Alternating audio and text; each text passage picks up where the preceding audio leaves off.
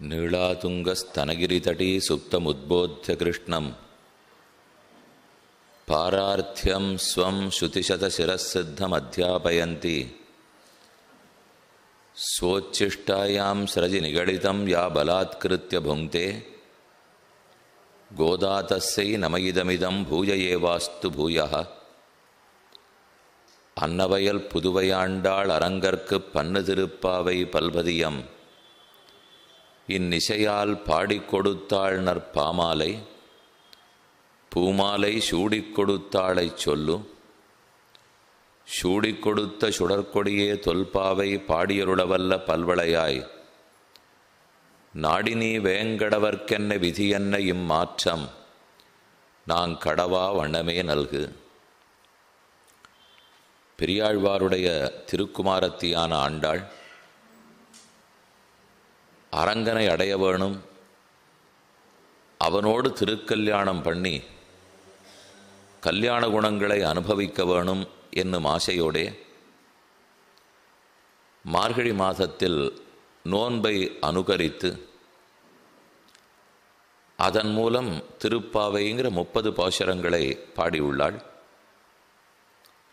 இது சங்கத்தமிழ் மாலைன்னு கொண்டாடப்படுகிறது. நம்முடைய பாதகங்களெல்லாம் தீர்க்கு கொடுக்கக்கூடிய பாசுரங்கள், பரமனான பகவானுடைய திருவடிகளை பெற்றுக் கொடுக்கும் பாடல்கள், வேதத்தினுடைய சாரமான அர்த்தமே இதில் உள்ளது. கோதை தமிழ் 5 மொத்தம் 30 பாசுரங்களை 5 பிரித்துள்ளார்கள். 5 சொன்னால் 5 25, மேலும் ஒரு 5 30 பாசுரங்களில் கீழே 25 பாசுரங்களுடைய அர்த்தங்களை நாம் பார்த்தோம். இன்று 26வது பாசுரம் நாள் பாசுரம். 25 பாசுரங்களுடைய ஆண்டாளின் நிலை வேறு, 26வது பாசுரத்திலிருந்து ஆண்டாளின் நிலையே வேறு. நாம் நிறைய பிரயத்தனப்பட்டிருக்கோம், பெருமான் அடையப் போகிறோம் என்கிற எண்ணம் ஒரு துளியேனும் ஆண்டாளிடத்தில் இருந்தது. நாம் இவ்வளவு தூரம் வந்திருக்கோமே, பலரையும் எழுப்பின்னு வந்திருக்கோமே, ஆனால் கண்ணன் திருடமாக இருக்கிறார். அவனை அடைவதற்கு நமக்கு எத்தனை ஆசை இருக்கிறதோ அதை போல அவரிடத்திலும் ஆசை இருக்குமா என்கிற நினைவெல்லாம் இருந்தது. ஆனால் 26வது பாசுரத்தில் கண்ணனை சேவித்த ஆண்டாள் அவன் திருவுள்ளத்தில் அடியார்கள் பேரில் எத்தனை அன்பு இருக்கிறது, இவர்களை நினைத்தாலே பெருமான் பேச்சு கூட எழும்பாமல் எப்படி உருகி இருக்கிறார் அப்படிங்கிற பகவானுடைய உருக்கம் மென்மை, அடியார்கள் பேரில் அவனுக்கு இருக்கிற பைத்தியத்தை போன்ற அன்பு, அது இப்போது தெரிய வர அதற்குத்தான் இப்போது பாசுரம் பாடுகிறாள். 26வது பாசுரம். மாலே மணிவண்ணா மார்கழி நீராடுவான் மேலையார் செய்வனகள் வேண்டுவன கேட்டியேல் ஞாலத்தையெல்லாம் நடுங்க முரல்வன பாலன்ன வண்ணத்துன் பாஞ்ச சன்னியமே போல்வன சங்கங்கள் போய்ப்பாடுடையனவே சாலப் பெரும்பறையே பல்லாண்டிசைப்பாரே கோலவிளக்கே கொடியே விதானமே ஆலிநிலையாய் அருள் ஏலோர் எம்பாவாய். ஆலிநிலையாய் வடபத்திரசாயி, சின்ன ஆலிலை தளிரில் சயனித்து கொண்டிருக்கும் பெருமான். வடபத்திரசாயி தான் ஸ்ரீவில்லிபுத்தூருக்கு பிரதான பெருமாள். இன்றைக்கி நம்ம ஸ்ரீவில்லிபுத்தூர் சேவைக்கு போனால் வடபெருங்கோயிலுடையான் வட மகாதாமர் என்னதான் அந்த மூலமூர்த்தி சயன திருக்கோலத்து பெருமாளுக்கு திருநாமம். மற்றதை போல எத்தனையோ திவ்யதேசங்கள் சேவிக்கிறோம். நின்ன திருக்கோலம், இருந்த திருக்கோலம், கிடந்த திருக்கோலம் விட்டும். ஸ்ரீவில்லிபுத்தூரில் மூலமூர்த்தி கிடந்த திருக்கோலம், சயன திருக்கோலத்தில் தான் இருக்கார். அதுவும் கருப்பாக எப்பவும் இருக்கிற பெருமாளை போல் அல்லர். இந்த பெருமான் வர்ணகலாபத்தில் இருக்கார். அப்படின்னா திருமேனி முழுக்க கருநீல வர்ணம், கரும்பச்சை வர்ணம், உதடுகளுக்கெல்லாம் சகப்பு வர்ணம், உள் திருக்கைத்தலம் சகப்பு வர்ணம், திருவாபரணங்களுக்கெல்லாம் வண்ணப்பூச்சு. இதை போல் சாதாரணமாக நம்ம மூலவரை சேவிக்க முடியாது. ஒரு சில இடங்களில் மட்டும்தான் அதை போல் இருப்பார்கள். அதில் ஓரிடம் ஸ்ரீவில்லிபுத்தூர், வேறொரு இடம் திருக்குறுங்குடி. அதே போல் ஸ்ரீவில்லிபுத்தூருக்கு பக்கத்திலேயே திருத்தங்கல் என்று கேள்விப்படுறீங்களே, அது சிவகாசிக்கு பக்கத்தில் இருக்கிற திருத்தங்கல். அந்த க்ஷேத்திரத்திலையும் பெருமான் வர்ணகலாபத்தோடே, ஆனால் அவர் நின்ன பெருமாள். திருக்குறுங்குடி பெருமானு நின்ன திருக்கோலம், திருத்தங்கல் பெருமானு நின்ன திருக்கோலம். ஆனால் ஸ்ரீவில்லிபுத்தூர் பெருமாள் சயன திருக்கோலம். வட பெரும் கோயில் உடையான் வடபத்திரசாய். நம்ம வடாங்கிறத தான் வடான்னு தமிழில் சொல்லிடுறோம். வடவிருட்சம்னா ஆலமரம், வடபத்திரம்னு சொன்னால் ஆலிலை. ஆலிலையிலே பெருமாள் சயனித்து கொண்டிருக்கிறாள். ஆலிநிலையாய் அருள், நீதான் நாங்கள் பிரார்த்தித்ததை எங்களுக்கு கொடுக்க வேணும் என்று ஆண்டாள் பிரார்த்திக்கிறது. பாசுரத்தினுடைய பதபதார்த்தம் முதல்ல சொல்லிடுறேன். கண்ணனிடத்திலிருந்து நோன்புக்குண்டான உபகரணங்களை வேண்டுகிறாள். நோன்புக்கு பல கருவிகள் வேணும். அது இருந்தால் தான் நோன்பே செய்ய முடியும். ஒரு யாகம் பண்ணணும்னா அதுக்கு கருவிகள்லாம் வேணும். கரண்டி வேணும், நெய் வேணும், சாமக்ரி வேணும், கருவிகள் வேணும். ஊதுறதுக்கு குழல் வேணும், ஊதினா தானே நெருப்பு பிடிக்கணுமே, அதுக்கு காற்று ஊதணும். ஊதுறதுக்கு குழல் வேணும். நெய்யை எடுத்து ஊற்றுவதற்காக கரண்டி, சிறுக்குன்னு பேர், அது வேணும். இதை போல் பல உபகரணங்களெல்லாம் வேணும், கருவிகள். இப்போ ஆண்டாள் நோக்க போகிற நோன்புக்கு இன்னென்ன கருவிகளெல்லாம் எங்களுக்கு வேணும் என்று பிரார்த்திக்க போகிறாள். இந்த பாசுரத்தில் உபகரணத்தை வேண்டினது. நாளைய பாசுரத்தில் நோன்புக்கே சம்மானத்தை பிரார்த்தித்தது. ஒரு யாகம் பண்ணுறோம்னு சொன்னால் அதுக்கு உபயோகப்படுறதும் உண்டு. அதுக்கப்புறம் சம்பாவனை, சம்மானம் கேட்போம் இல்லையோ, இந்த யாகம் பண்ணத்துக்கு இந்த சம்மானம் வேணும், பரிசு வேணும். அதை போல நோன்புக்குண்டான பரிசை பிரார்த்தித்தது நாளை. நோன்புக்குண்டான கருவிகளை வேண்டியது இன்றைய பாசுரம். மாலே மணிவண்ணா. மால் என்றால் அன்பே உருவானவன், வியாமோகம்னு அர்த்தம். அன்புன்னா வெறும் அன்பு இல்லை, பைத்தியம் பிடித்தா போல அன்பு. அதனால தான் வியாமோகம்னு சொல்கிறார்கள். அடியார்களிடத்தே அதீத அன்பு படைத்தவன் மாலே. கூப்பிடுகிறாள் மால் பெருமாள். மாலே என்று கண்ணனை பார்த்து விழிக்கிறாள். மாலே மணிவண்ணா, மணி போன்ற நிறமுடையவனே, மணி போன்ற ஸ்வபாவமுடையவனே. ஒரு மணினாலே அது ரொம்ப விலை மதிப்பில்லாதது. கோட்டிக்கணக்கில் சொல்லுவா ஒரு ரத்தனம் ஒரு மணின்னு சொன்னால். அதை போல பகவானுக்கு என்ன விலை, என்ன மதிப்பு சொல்ல, அத்தனை மதிப்பு இருக்கிறவரே, மதிப்பே இல்லாமல் உயர்ந்திருக்கிறவரே. அதே சமயம் மணிக்கு இன்னொரு நல்லது இருக்குது. எத்தனை 1 கோடி ரூபாய், ஒரு மணி 1 கோடி ரூபாய்னாலும் இந்த உத்திரியத்தை எடுத்து அதில் முடிஞ்சுண்டு அப்படியே போயிடலாம் இல்லையோ. அதே இப்போ 1 கோடி ரூபாய்க்கு பஞ்சு பொதி வாங்கிடுவாங்க. எத்தனை வைக்கிறது, மண்டபமாக வைக்கணும். ஆனால் 1 கோடி ரூபாய்க்கு மாணிக்கத்தை வாங்கிட்டு வந்தால் முந்தானையிலே முடிந்து கொண்டு போகலாம். அதே போல் பகவானுக்கு எத்தனைக்கு பெருமை மதிப்பு இருக்கோ அத்தனைக்கு சுலபமாக இடைச்சிகள் எடுத்து ஆண்டுடுபட்டாளே. அப்போ எவ்வளவு எளிமை பாருங்க. அவர் மணிவண்ணான்னு சொன்னால் அப்போ மணி போன்ற வண்ணமுடையவன், கருநீல வண்ணத்தவன். நல்ல நீல நாயகக்கல், ஒரு மாணிக்கக்கல் இருந்ததுன்னா கருநீலமாக இருக்கும். அது மணி வண்ணன். வண்ணம்னா வரணம்ங்கிற அர்த்தத்தில் வண்ணன். இன்னொன்று மணிவண்ணன்னு சொன்னால் மணியை போன்ற தன்மை உடையவன். மணிக்கு தன்மை எத்தனை விலை மதிப்பு இல்லாத இருந்தாலும் ஒரு சின்ன உத்திரியத்தில் ஒரு சின்ன கைக்குட்டையில் முடிஞ்சு எடுத்துன்னு போயிடலாமோ இல்லையோ. அதை போல பகவானும் எத்தனை அவருக்கு விலை மதிப்பு இல்லாத இருந்தாலும் எந்த சின்ன பிள்ளை கூட எடுத்து ஆளலாம். யார் வேணும்னாலும் அவரை பற்றி பேசலாம், ஆறு எடுத்துன்னு போகலாம். அதான் மணிவண்ணா. மாலே மணிவண்ணா மார்கழி நீராடுவான். நாங்கள் மார்கழி மாத நோன்புக்காக வந்துள்ளோம். நீராடுவதற்காகன்னு போட்டுங்க. மார்கழி நீராடுவான், நீராடுவதற்காக. மார்கழி நீராடுவான் மேலையார் செய்வனகள் வேண்டுவன கேட்டியேல். இந்த மார்கழி நோன்பு நோற்பதற்காக வேண்டுவன கேட்டியேல். எங்களுக்கு எதெல்லாம் வேண்டும்னு கேட்டாயானால், கேட்டியேல். அப்போ இப்போ தான் ஏதோ கண்ணன் கேட்க போகிறார் போல் இருக்கு. என்னெல்லாம் வேணும்னு கேட்பாயானால். ஒன்று கண்ணனுடைய பேச்சை பாட்டில் காணுமே சுவாமி, இவளே தானே பேசி கொண்டிருக்கிறாள். கண்ணனை தானே கேட்டிருக்காரானால் இது நம்மளாக கேட்டுக்கிறது. ஒருத்தர் இடத்துல பேசுகிறோன்னு வச்சுங்க, எனக்கு என்ன வேணும்னு நீங்கள் இப்போ கேட்டீங்கன்னா இப்படின்னு அவர் கேட்கவே இல்லை. ஆனால் அவர்கிட்ட நம்மளா சொல்கிறோம் இல்லையோ, எனக்கு இப்போ எது வேணும்னு கேட்டீங்கனால்னா அப்போ நம்ம அடுத்து சொல்கிறதுக்கு ஒரு முன்னுரையை நம்மளே வச்சுக்கிறோன்னு அர்த்தம். மேலையார் செய்வனகள் வேண்டுவன கேட்டியேல். இந்த மார்கழி நோன்புக்கு என்ன வேணும்னு கேட்டாயானால் மேலையார் செய்வனகள் நானா புதுசாக எதையும் தாந்தோன்னித்தனமாக கண்டுபிடிச்சு விடலை. மார்கழி நோன்பும் முன்னோர்கள் பண்ணியிருக்கா. இப்போ நான் கேட்க போகிற உபகரணங்களும் முன்னோர்கள் கேட்டிருக்கார்கள். நானா ஒன்றை உங்ககிட்ட கேட்குறேன்னு நினச்சிக்க வேண்டாம். புதியதல்ல, பழையது, மரபில் இருக்கக்கூடியது, சான்றோர்களுடைய ஆச்சாரத்தில் உள்ளது. மேலையார், மேலையார்னு நமக்கு முன்னோர் சான்றோர்கள்னு அர்த்தம்.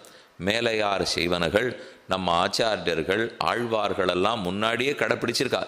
அவர்கள் செய்வனகள் மேலையார் செய்வனகள் வேண்டுவன கேட்டியேல் எங்களுக்கு என்ன வேணும்னு கேட்டாயானால். இது 26வது பாசுரம். 25க்கு அடுத்து 26. கீழே முதல் பாசுரத்துக்கு அடுத்தது 2வது பாசுரம். அங்கே ஒரு வார்த்தை வந்திருக்கு, செய்யாதன செய்யோம் தீக்குறளை சென்றோதோம். செய்யாதன செய்யோம். யார் செய்யாதன? இதே சான்றோர்கள் முன்னோர்கள். நம்ம முன்னோர்கள் எதை வழக்கத்தில் வச்சுக்கலையோ அதை ஒரு நாள் நாங்கள் பண்ண மாட்டோம். அவர்கள் செஞ்சிருந்தால் செய்வோம், நாங்களாக செய்ய மாட்டோம். அப்போ அங்கேக்கு இங்கேக்கும் ஒரு தொடர்பு இருக்குது. செய்யாதன செய்தோம்னு பிரதிஜை எடுத்துண்டா இப்போ பிரபந்தம் முடிய போகிறது.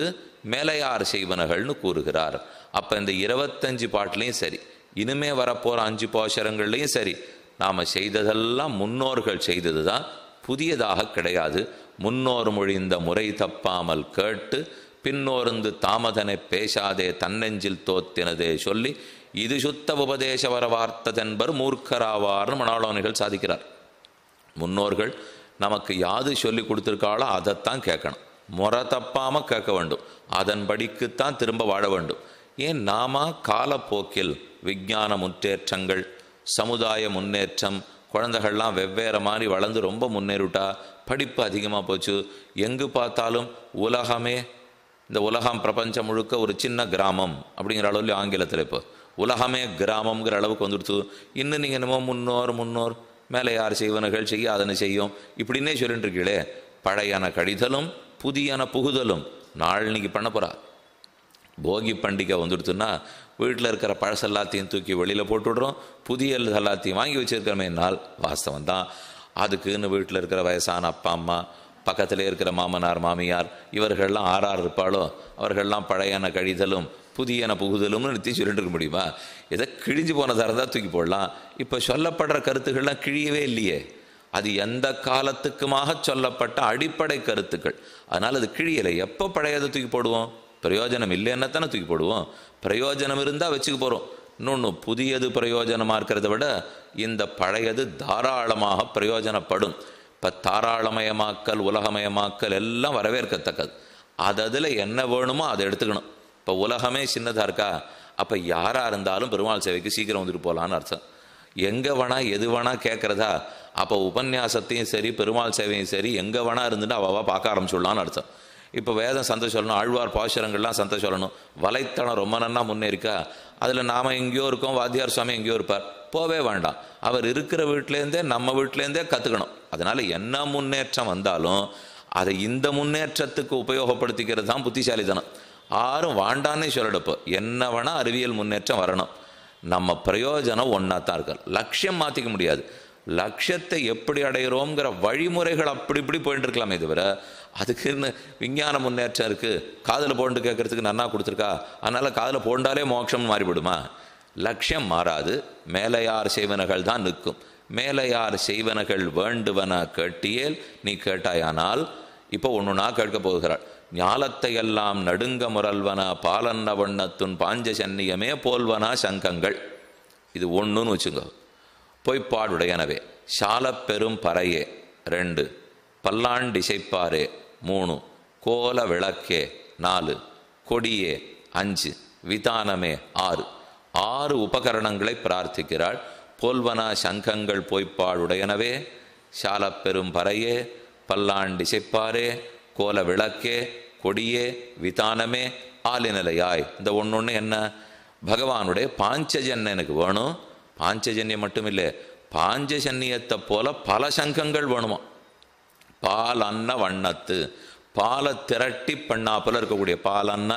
அண்ணன்னா அது போலான்னு அர்த்தம் இல்லையோ. அவனை போல, அவள் அண்ணா, அவன் அண்ணான்னு சொன்னால் அண்ணாங்கிறதுக்கு அன்ன பறவைங்க அர்த்தம் இல்லை, போலான்னு பொருள். பாலன்ன வண்ணத்து, பால் போன்று இருக்கக்கூடிய, பாலாலேயே திரட்டி பண்ணப்பட்டதை போல இருக்கக்கூடிய வண்ணத்து உன் பாஞ்சஜன்யமே போல்வன. உன்னுடைய இடக்கையில் பெற்றிருக்கும் பாஞ்சஜன்யம் சங்கம். பாஞ்சஜன்யமே போல்வன சங்கங்கள்.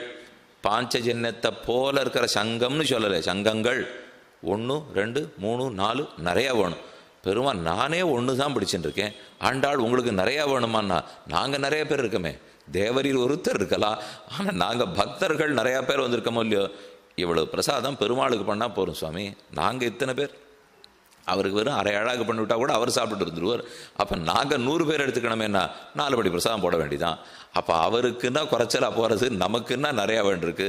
பாலன்ன வண்ணத்து உன் பாஞ்சஜன்யமே போல்வனா சங்கங்கள். அதை போல இருக்கிற சங்கங்கள் வேணும். ஒரு நோன்பு நோக்கணும்னால் சங்கத்வனியோடு ஆரம்பிக்கணும் இல்லையோ. சங்கத்தை எடுத்து ஊதினா நோன்பு தொடங்கிறது, விஸ்வரூபம் ஆறுது, கோவில் திறந்துட்டா, எத்தனையோ சமிக்ஞைகளோ இல்லையோ, ஒன்று அதான அடையாளம். அதனால் பாஞ்சஜன்யம் வேணும். போல்வனா சங்கங்கள் பொய்ப்பாடுடையனவே. பாடு இடம், பொய்ப்பாடு பெரும் இடம். அந்த சங்கம் ரொம்ப பெரிய சங்கமாக இருக்குமா, அதுலேருந்து எழுப்புகிற ஒலி இந்த நாபியிலேருந்து மூச்சை இழுத்து பிடிச்சி ஊதினா அந்த ஓங்காரத்தினுடைய மாத்திரையோடு அது வெளியில் வரணும் இல்லையோ. அப்போ அதுக்கு தகுந்த இடமுடைத்ததாக சங்கம் இருக்க வேண்டும். அதான் பொய்ப்பாடு உடையனவே. பாலன்ன வண்ணத்துன் பாஞ்சஜன்யமே போல்வன சங்கங்கள் பொய்ப்பாடுடையனவே. 2வது சால பெரும் பறை. பறை பெரும் பறை, சால பெரும் பறை. பறை பறைனா தோல் கருவி, பறை அறிவித்தல், பேரி தாடனம், பேரிகைன்னு சொல்லுமே தான் பறை. ஆனால் முதலேருந்து பறை பறைன்னு ஆண்டாள் சொல்லிட்டு வர்றது கைங்கரியத்தை. இந்த பாசுரத்தில் இப்போ சொல்கிற பறை மட்டும் நிஜமான பறை. இங்கே மட்டும் ஞாபகம் வச்சுக்கோங்க, மற்ற எல்லா இடத்துலையும் பறை பறைனா கைங்கரியம்னு அர்த்தம். அதே போல் இற்றை பறைகொள்வான் அன்னுகான் கோவிந்தா, அந்த பாசுரத்திலையும் பறை பறைன்னு சொன்னால் கண்ணன் ஒரு பறையத்தான் கொண்டு வச்சார். நிஜமாக இவா முதல் பாட்டிலேருந்து பேரி வாத்தியத்தை கேட்டுட்டு இருக்கா போல் இருக்கு அப்படின்னு நினச்சி இந்த கண்ணன் அங்கங்கே தேடி பிடிச்சி இந்த ஊர்லேயே நல்ல ஒரு பறையை பிடித்தார். பிடித்து கொண்டு வந்து ஆண்டாள் முன்னாடி வைத்து, இப்பேற்பட்ட திருப்பாவைக்கு பரிசு கேட்டீர், இந்தாரும் பேரி வாத்தியம்னார். ஆண்டாளுக்கு இவரை போய் நம்ம ரொம்ப நாளாக கணவனாக ஆசைப்பட்டுருக்கோம், இவர் சொல்கிறத புரிஞ்சிக்கிறதே கிடையாது, இருந்தாலும் வேறு வழியில் ஆசைப்பட்டா சொல்லியப்போ இப்போ இவரைத்தான் கைப்பிடிச்சாகணும்னு அப்புறம் கண்ணனுக்கு குத்தலாக புரிய வைத்தாள். இதையா பறை பறை நாங்கள் இத்தனை கேட்டுட்டு இருந்தோம், நாங்கள் கேட்டது கைங்கிறத்தைன்னு கடைசியில் கிடைச்சது. அப்புறம் அங்கு அப்பற கொண்ட வார்த்தைன்னு கடைசி பாசுரத்தில் அங்கே பறைனா மறுபடியும் கைங்கரியம்னு அர்த்தம். இப்போ இங்கே பறைன்னு சொல்கிறது நோன்புக்கு வேண்டிய வாத்தியம். நோன்பு தொடங்குகிறதுன்னு சொன்னால் பேரி தாடனம். கோவிலில் பிரம்மோத்சவத்துக்கு முதல் நாள் தொடங்குற அங்குரார்ப்பணம் ஆகும். அதுக்கப்புறம் கார்த்தால துவஜாரோகணம் பண்ணுறா. துவஜாரோகணத்துக்கு முன்னாடி பேரி தாடனம் நடக்கும். பேரி தாடனம்னால் ஆங்காங்கு இருக்கிற திக் தேவதைகளை பிரதிஷ்டை பண்ணணும். வடக்கு திக் தேவதை, தெற்கு திக் தேவதை, அதுக்கு பெரிசா பேரி வாதிப்பா. அந்த வாசிக்கிற சமயத்துக்கு தான் கொடித்தடைன்னு ஒன்று சொல்லுவாள். பிரம்மோத்சவம் ஆரம்பித்து துவஜஸ்தம்பம் துவஜாரோகணம் ஆச்சுன்னால் அந்த சமயத்துக்கு நம்ம அந்த ஊருக்குள்ளே இருந்துட்டோம்னால் அப்புறம் 10 நாள் அந்த ஊர்லேருந்து வெளியில் போகக்கூடாதுன்னு அந்த நாளில் ஒரு வழக்கம் வச்சுருந்தா. அதெல்லாம் எந்த வழக்கத்தையும் இப்போ நம்ம பெருசாக கடைப்பிடிக்கிறதா தெரியல. ஏன்னா இந்த திக்பந்தனம் பண்ணுறாளோ இல்லையோ பேரி தாடனம், அப்போ அந்தந்த இடத்துல அந்த தேவத்தையெல்லாம் வந்து உட்காரும். அப்போ ஊர் எல்லையை தாண்டி போகிறதோ வரதோ கூடாதுங்கிறதுக்காக வச்சுருந்தா. மறுபடியும் துவஜ அவரோகணம் ஆச்சு, அந்தந்த தேவத்தை அனுப்பிச்சிடுவா. கருடக்கூடிய கீழே இறக்கும்போது உற்சவம் முடிஞ்சு போடுச்சுன்னால் அப்போ தேவதைகள் கிளம்பிடுவா. அப்புறம் நம்ம வெளியில் போகலாம், உள்ளே வரணும். இது எல்லாத்துக்கும் அந்த பேரி தான் பயன்படும். அந்த பேரி வாத்தியம் எங்களுக்கு வேணும். சாலப்பெரும் பறை ஏதோ நார்ச்சந்தியில் வச்சுட்டு சின்னதாக தட்டுறது எங்களுக்கு வேண்டாம். பறை வேணும், பெரும் பறை வேணும், சாலப்பெரும் பறை ரொம்ப உயர்ந்ததான பறை வேணும். கண்ணன் அப்படியே ஹான்னு பார்த்துட்டு இருக்கார். இப்போ எதுவுமே சாமான்யமாக கேட்குறதாவே இல்லை போல் இருக்கு. இருக்கிறதுலே நம்மக்கிட்ட எது உயர்த்தியோ அதை வாழ்ந்து போடுறா.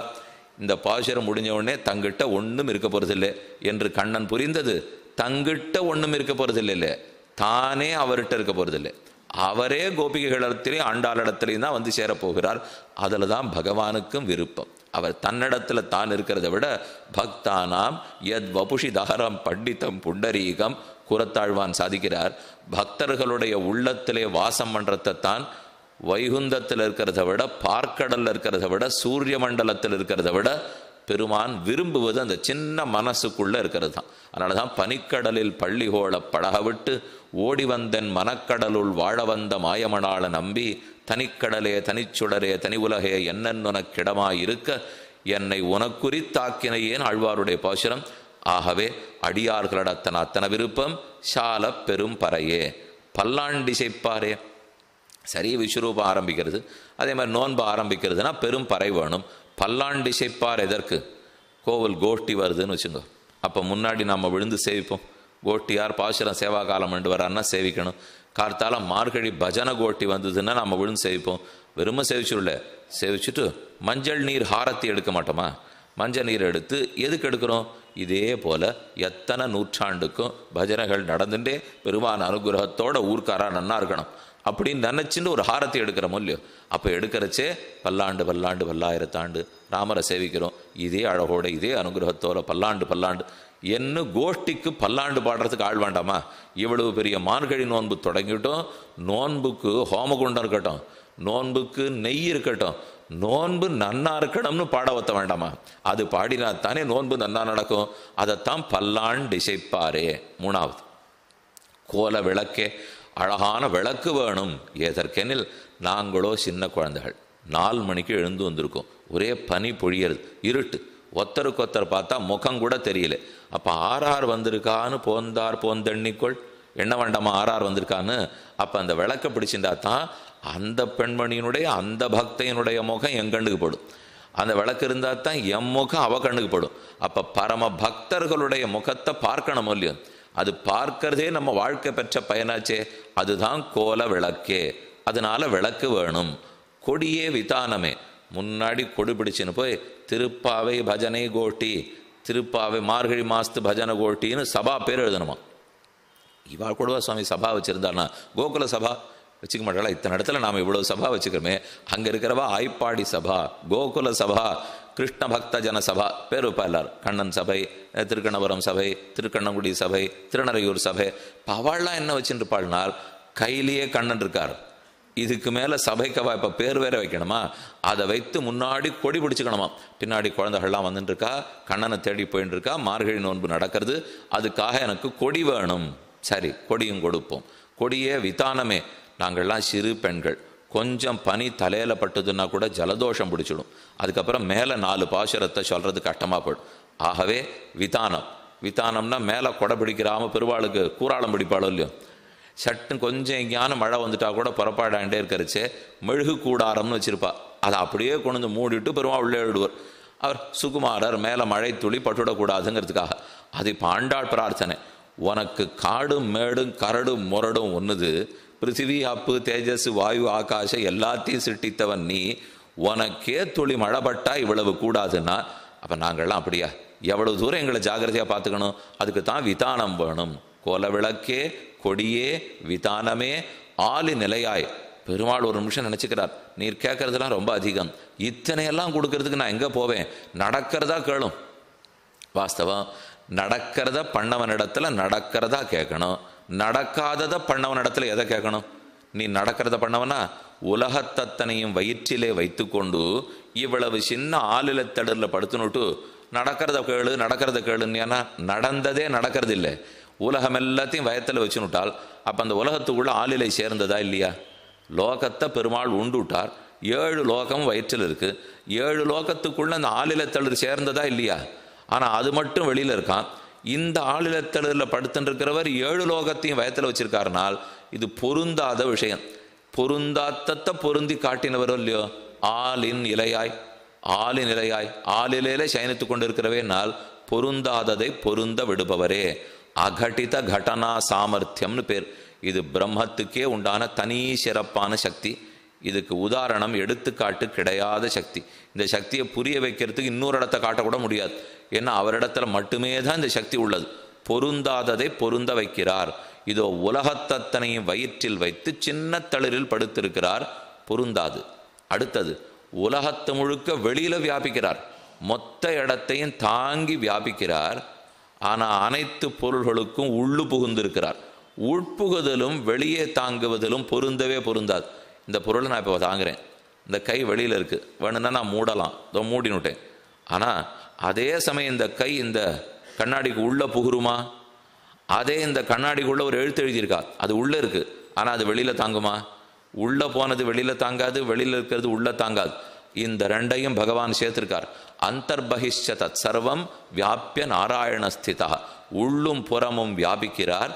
உள்ளே வியாபித்தால் அப்பதான் ஒரு பொருளை செலுத்த முடியும். நமக்கு உள்ள உட்காண்டிருக்கவே தான் நம்மள ஆணை செலுத்துறார். வெளியே வியாபித்தால் தான் ஒரு பொருளை தாங்க முடியும். தாங்குவதற்கு வெளியே, செலுத்துவதற்கு உள்ளே. இதைத்தான் அந்தர்வியாப்தி பகிர்வியாப்தின்னு சொல்லுவோம். இந்த ரெண்டு வியாப்தியும் இருக்குங்கிறது ஒரு அகட்டித கடனா சாமர்த்தியம், சேராததை சேர்க்கக்கூடிய சாமர்த்தியம். அவ்வளவு ஏன் ஒப்பிலியப்பன் ஒப்பிலாத அப்பன்னு பாடுற மொழி. அந்த பெருமானை பற்றி நம்மாழ்வார் தன் திருவாய்மொழியில் 6ஆம் 10 3ஆம் திருவாய்மொழி 10 பாசுரங்கள் ரொம்ப ஆச்சரியமாக பாடியிருக்கார். நல்குரவும் செல்வம் நரகம் சுமர்க்கமும் வெல்பகையும் நட்பும் விடமும் அமுதமுமாய் என்று தொடங்குற 10 பாசுரம். பொன்னப்பன் மணியப்பன் முத்தப்பன் தொன்னொப்பார் இல்லப்பன் தந்தனன் தனதால் நிழலே மின்னப்பொன் மதில் சூழ் திருவிண்ணகர் மேயவப்பன் ஒப்பிலாத அப்பன் தன்னொப்பார் இல்லப்பன். அந்த பகவானிடத்தில் ஆழ்வார் 2 சொல்றார். நல்குரவும் செல்வம், நரகம் சுவர்க்கம். பகவானுடைய ஒரு பக்கத்தில் நரகம் இருக்கு, இன்னொரு பக்கத்தில் ஸ்வர்க்கம் இருக்கு. ஒரு பக்கத்திலே வறுமை இருக்கு, இன்னொரு பக்கத்திலே செல்வ செழிப்பு இருக்கு. ஒரு பக்கத்தில் விஷம் இருக்கு, ஒரு பக்கத்தில் அமுதம் இருக்கு. இப்படி மாற்றி மாற்றி சேராததை சேர்த்து வச்சுருக்கார் இல்லையோ. கீரியும் அவர்கிட்ட தான் இருக்கு, பாம்பும் அவர்கிட்ட தான் இருக்கு, புலியும் அவர்கிட்ட தான் இருக்கு, மானும் அவரிடத்துல தான் இருக்கு. இப்படி சேராததை சேர்க்கிறது அகட்டித கடனா சாமர்த்தியம். அந்த சாமர்த்தியத்தை தான் ஆலிநிலையாய். அப்போ ஆலிலத்தளிரில் சயனிச்சிருக்கிறவனே, சேராததை சேர்க்கும் வல்லமை உடையவனே, எங்களுக்கும் கேட்டதையெல்லாம் கொடு. கோல விளக்கே, கொடியே, விதானமே, ஆலிநிலையாய் எல்லாவற்றையும் தன் வயிற்றில் அடக்கி. என் தகப்பனார் வேடிக்கையாக சொல்லுவார், இந்த ஆலிநிலையாய்ங்கிறது ஒருவேளை ஆங்கிலமும் தமிழும் கலந்த வார்த்தையாக இருக்குமோ? அப்படி ஒன்றும் கூடல. இப்போ ஆல் இன் இலையாய் எல்லாத்தையும் எடுத்து உள்ளே வச்சுனுட்டாராம், அப்புறம் இலையில சயனிச்சுனுட்டாராம். அடியே ஆங்கிலம் சொல்லலை, இப்போ தமிழ் தான் சொல்லிட்டு இருக்கேன். ஆலிநிலையாய்னா ஆளிலையிலே சயனித்தவன் வச்சுக்கலாம். இல்லை எல்லாத்தையும் தன் வயிற்றுக்குள் வைத்து முகிழான ஆளிலை தளிரிலே சயனித்தான். ஆலமா மரத்தின் நிலமேல் ஒரு பாலகனாய் ஞாலமேழும் உண்டான் அரங்கத் தரவினையால் கோலமாமணியாரமும் முத்துத்தாமமும் முடிவில்லதோர் எழில் நீலமேனியையோ நிறகொண்டதன் நெஞ்சினையேறு திருப்பாடாழ்வாருடைய பாசுரம். ஆல மா மரத்தின் நிலமேல் ஒரு பாலகனாய், ஒரு சிறு பாலகனாய், முக்த சிசுகு வட்டத்தலே அதி தன்வா தன்வா. இந்த குழந்தைக்கு ஏது மரியாதுங்கிறா போலே மார்க்கண்டேயர் பார்க்க சயனித்து கொண்டிருக்கார். இல்லையோ ஆல நிலையாய் அருள் தேவரீர் தான் அருள வேண்டும். பெருமான் நினைக்கிறார், பெண்கள் உங்களால் என்ன ஒரு பறை வாங்கிட்டு வர முடியாதா? ஊர்க்காரர்கள்லாம் சேர்த்து தானே இந்த நோன்பே நோக்க சொல்லியிருக்கா. அப்போ அவளே தானே கொடியை கொண்டு கொடுத்துருக்கணும், அவாதானே வித்தானம் கொண்டுறணும், அவாதானே உங்களுக்கு சங்கம் வாங்கி கொடுத்துருக்கணும். என்ன இது எல்லாத்தையும் நம்மிடத்தில் கேட்கிறீள்? ஆண்டாள் சொல்லுவது, இதெல்லாம் நம்மிடத்தில் வாங்கிறதுக்கு சக்தி இல்லாததனாலே உம்மிடத்தில் கேட்கவில்லை, பிராப்தி இல்லை, அதனால் உம்மிடத்தில் கேட்கிறோம். சக்தி இருக்கலாம், ஆனால் நமக்கு பிராப்தி கிடையாது. சக்தின்னா வேறே, பிராப்தின்னா வேறே. ஒரு ராணி நன்னா நித்தியம் 3 வேளை சாப்பிட்றா. ஒரு படி நெல்லை வச்சு உரல் வழக்கையை வச்சா நன்னா குத்த முடியும், ஒன்றும் குறவில்லை, அவளுக்கு சக்தி இருக்குது. ஆனால் ராணியை கொடுத்துட்டு உரலையும் வழக்கையும் வச்சு அவள் குத்துவளோ? ஏன் குத்த மாட்டேங்கிறேன்னா பிராப்தி இல்லை, நான் ராணின்னு விழோ இல்லையோ. ராணிக்கு சக்தி இருக்குது, நன்னா குத்தலாம், ஆனால் அவள் குத்த மாட்டாளே. அதை போல் ஏதோ சாப்பிடக்கூடாது, பூண்டு சாப்பிடாதே, வெங்காயம் சாப்பிடாதே, அதெல்லாம் கூடாதுன்னு தர்மம் சொல்லியிருக்கு, சாஸ்திரம் சொல்லியிருக்கு. சாப்பிட்டா அதுக்கு ரஜோகுணம் வளர்ந்துடுறது, தமோ குணம் வளர்ந்துடுறதுன்னுட்டு. அப்போ அதெல்லாம் சாப்பிடக்கூடாதுன்னா வாயில் போட்டுண்டா தொண்டையில் நன்னா இறங்குறதே சுவாமி. நீர் என்னமோ சாப்பிடக்கூடாதுன்னு இருந்தா உள்ளே போட்டுண்டா இறங்குறதே. என்னால் சாப்பிட சக்தி உள்ளது, சாப்பிட பிராப்தி இல்லை. சாப்பிடலாம், கூடாதுன்னு அவ்வளவு ஏன்? இப்போ நான் கையால் எடுத்து அதை முன்னாடி உட்காந்துருக்க பலாருன்னு அறைய முடியும், சக்தி இல்லையான்னு எனக்கு நன்னா இருக்குது, ஆனால் அரைஞ்சிடுவிடா. ஒன்றுமே வேண்டாம், நாழி ஆறுதுன்னு சொன்னால் எழுந்திருந்து 8:45 நிறுத்துன்னு சொல்கிற சக்தி உங்களுக்கு இல்லையான்னா பிராப்தி இல்லை. அவளுக்கு தான் சொல்லலாமல் தாராளமாக முடியும். ஏன் சுவாமி 8:30 நிறுத்த வேண்டாமோ அப்படின்னு சொல்லணும்னு தோன்றது. ஆனால் தோன்றதுன்னா எழுந்துன்னு சொல்லலாமான்னால் சபை மரியாதை என்ன கூடாது, பிராப்தி கிடையாதுங்கிற மொழியும். அதனால் சக்தி இருக்கிறதெல்லாம் உலகத்தில் பண்ணிட்டு இருக்க முடியாது.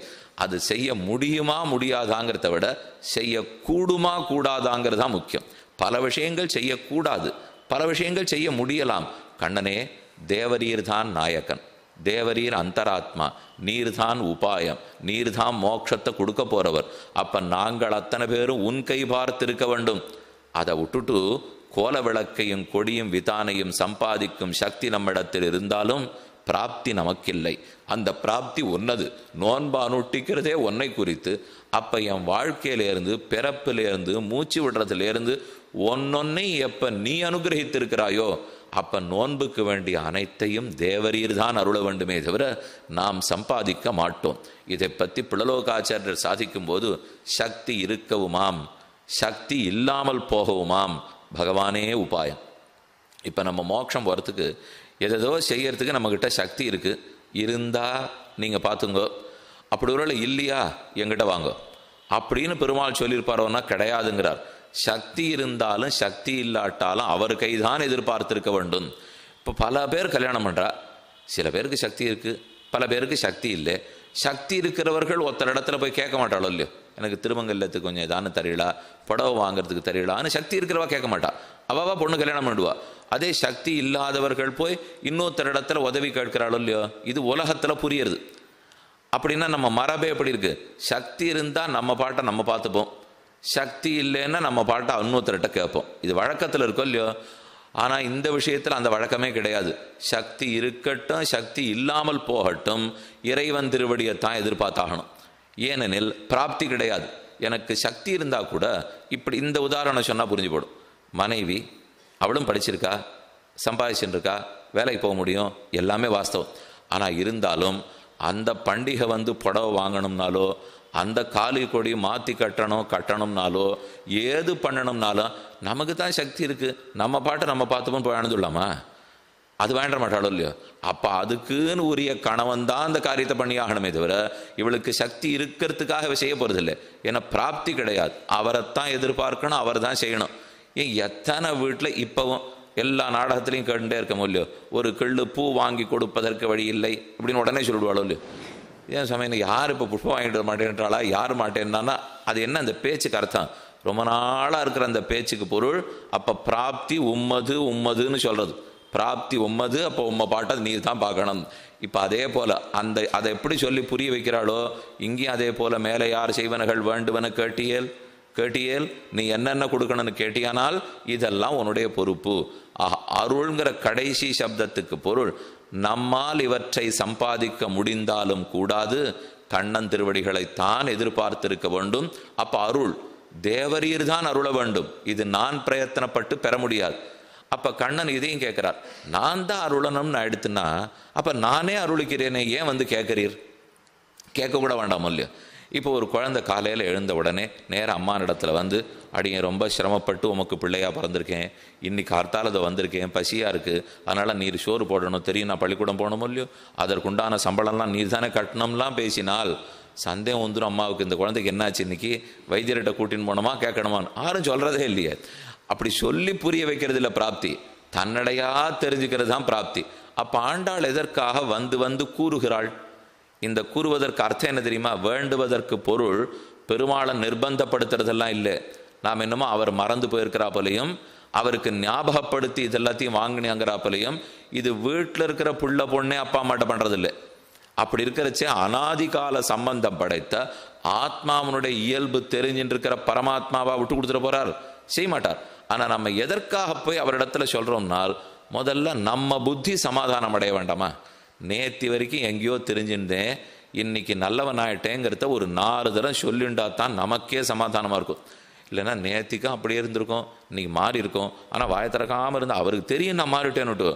ஆனால் ஏன் ஆற்றாம சுவாமி நான் ஒரு 4 தரமான அவர் முன்னாடி அழுதாதான் எனக்கு திருப்தியாக இருக்கும் அப்படின்னு நம்ம புத்தி சமாதானம் அடையணும் இல்லையோ. ஒன்று. ரெண்டாவது, நேற்றுக்கு அப்படி இருந்திருக்கும், இன்னைக்கு இப்படி இருந்திருக்கும், நான் அந்த கோட்டி இல்லைன்னு சொல்லிக்கிறதுல எவ்வளவு திருப்தி இருக்கும் தெரியுமா? திருடர்கள் கோட்டியோடு கடந்தோம், அதுலேயே நம்மளை பல பேர் பார்த்துருக்கா. இன்றைக்கி அந்த திருடாள் கோட்டிலேருந்து மாறிட்டோம். மாறின உடனே யாரெல்லாம் முன்னாடி நம்ம திருடாள் கோட்டியோட பார்த்தாலோ கண்டுபிடிச்சி அவள்கிட்ட போய் இப்போ நாங்கள் இல்லை தெரியுமோ இல்லையோ, இப்போ நாங்கள் இல்லை தெரியுமே, இப்போ என்ன சொல்லிகிட்டே இருக்கணுமாண்ணா? சொல்லிண்டா தான் நமக்கு சமாதானம் ஆகும். ஏன்னா அந்த பாடு அவளோட சேர்ந்தே பார்த்துருக்காளோ இல்லையோ. அப்போ நேற்று வரைக்கும் சரணாகதி இல்லாத கோட்டி இன்றிலிருந்து சரணாகதி இருக்கிற கோஷ்டி அப்படின்னு சொல்லிக்கணும். அடியேன் சரணம்னு வந்திருக்கேன், புருஷார்த்தத்தை பிரார்த்திச்சு வந்திருக்கேன், தேவரீர் அனுகிரகிக்கணும், அருள் தான் உபாயம், நான் இனிமே எந்த முயற்சியும் எடுக்கிறதா இல்லை. இதை சொல்லிக்கத்தான் ஓ இவன் சரணாகதன், மோட்சத்தில் விருப்பம் இருக்கிறவன் அப்படிங்கிறது தெளிவடைகிறதோ இல்லையோ.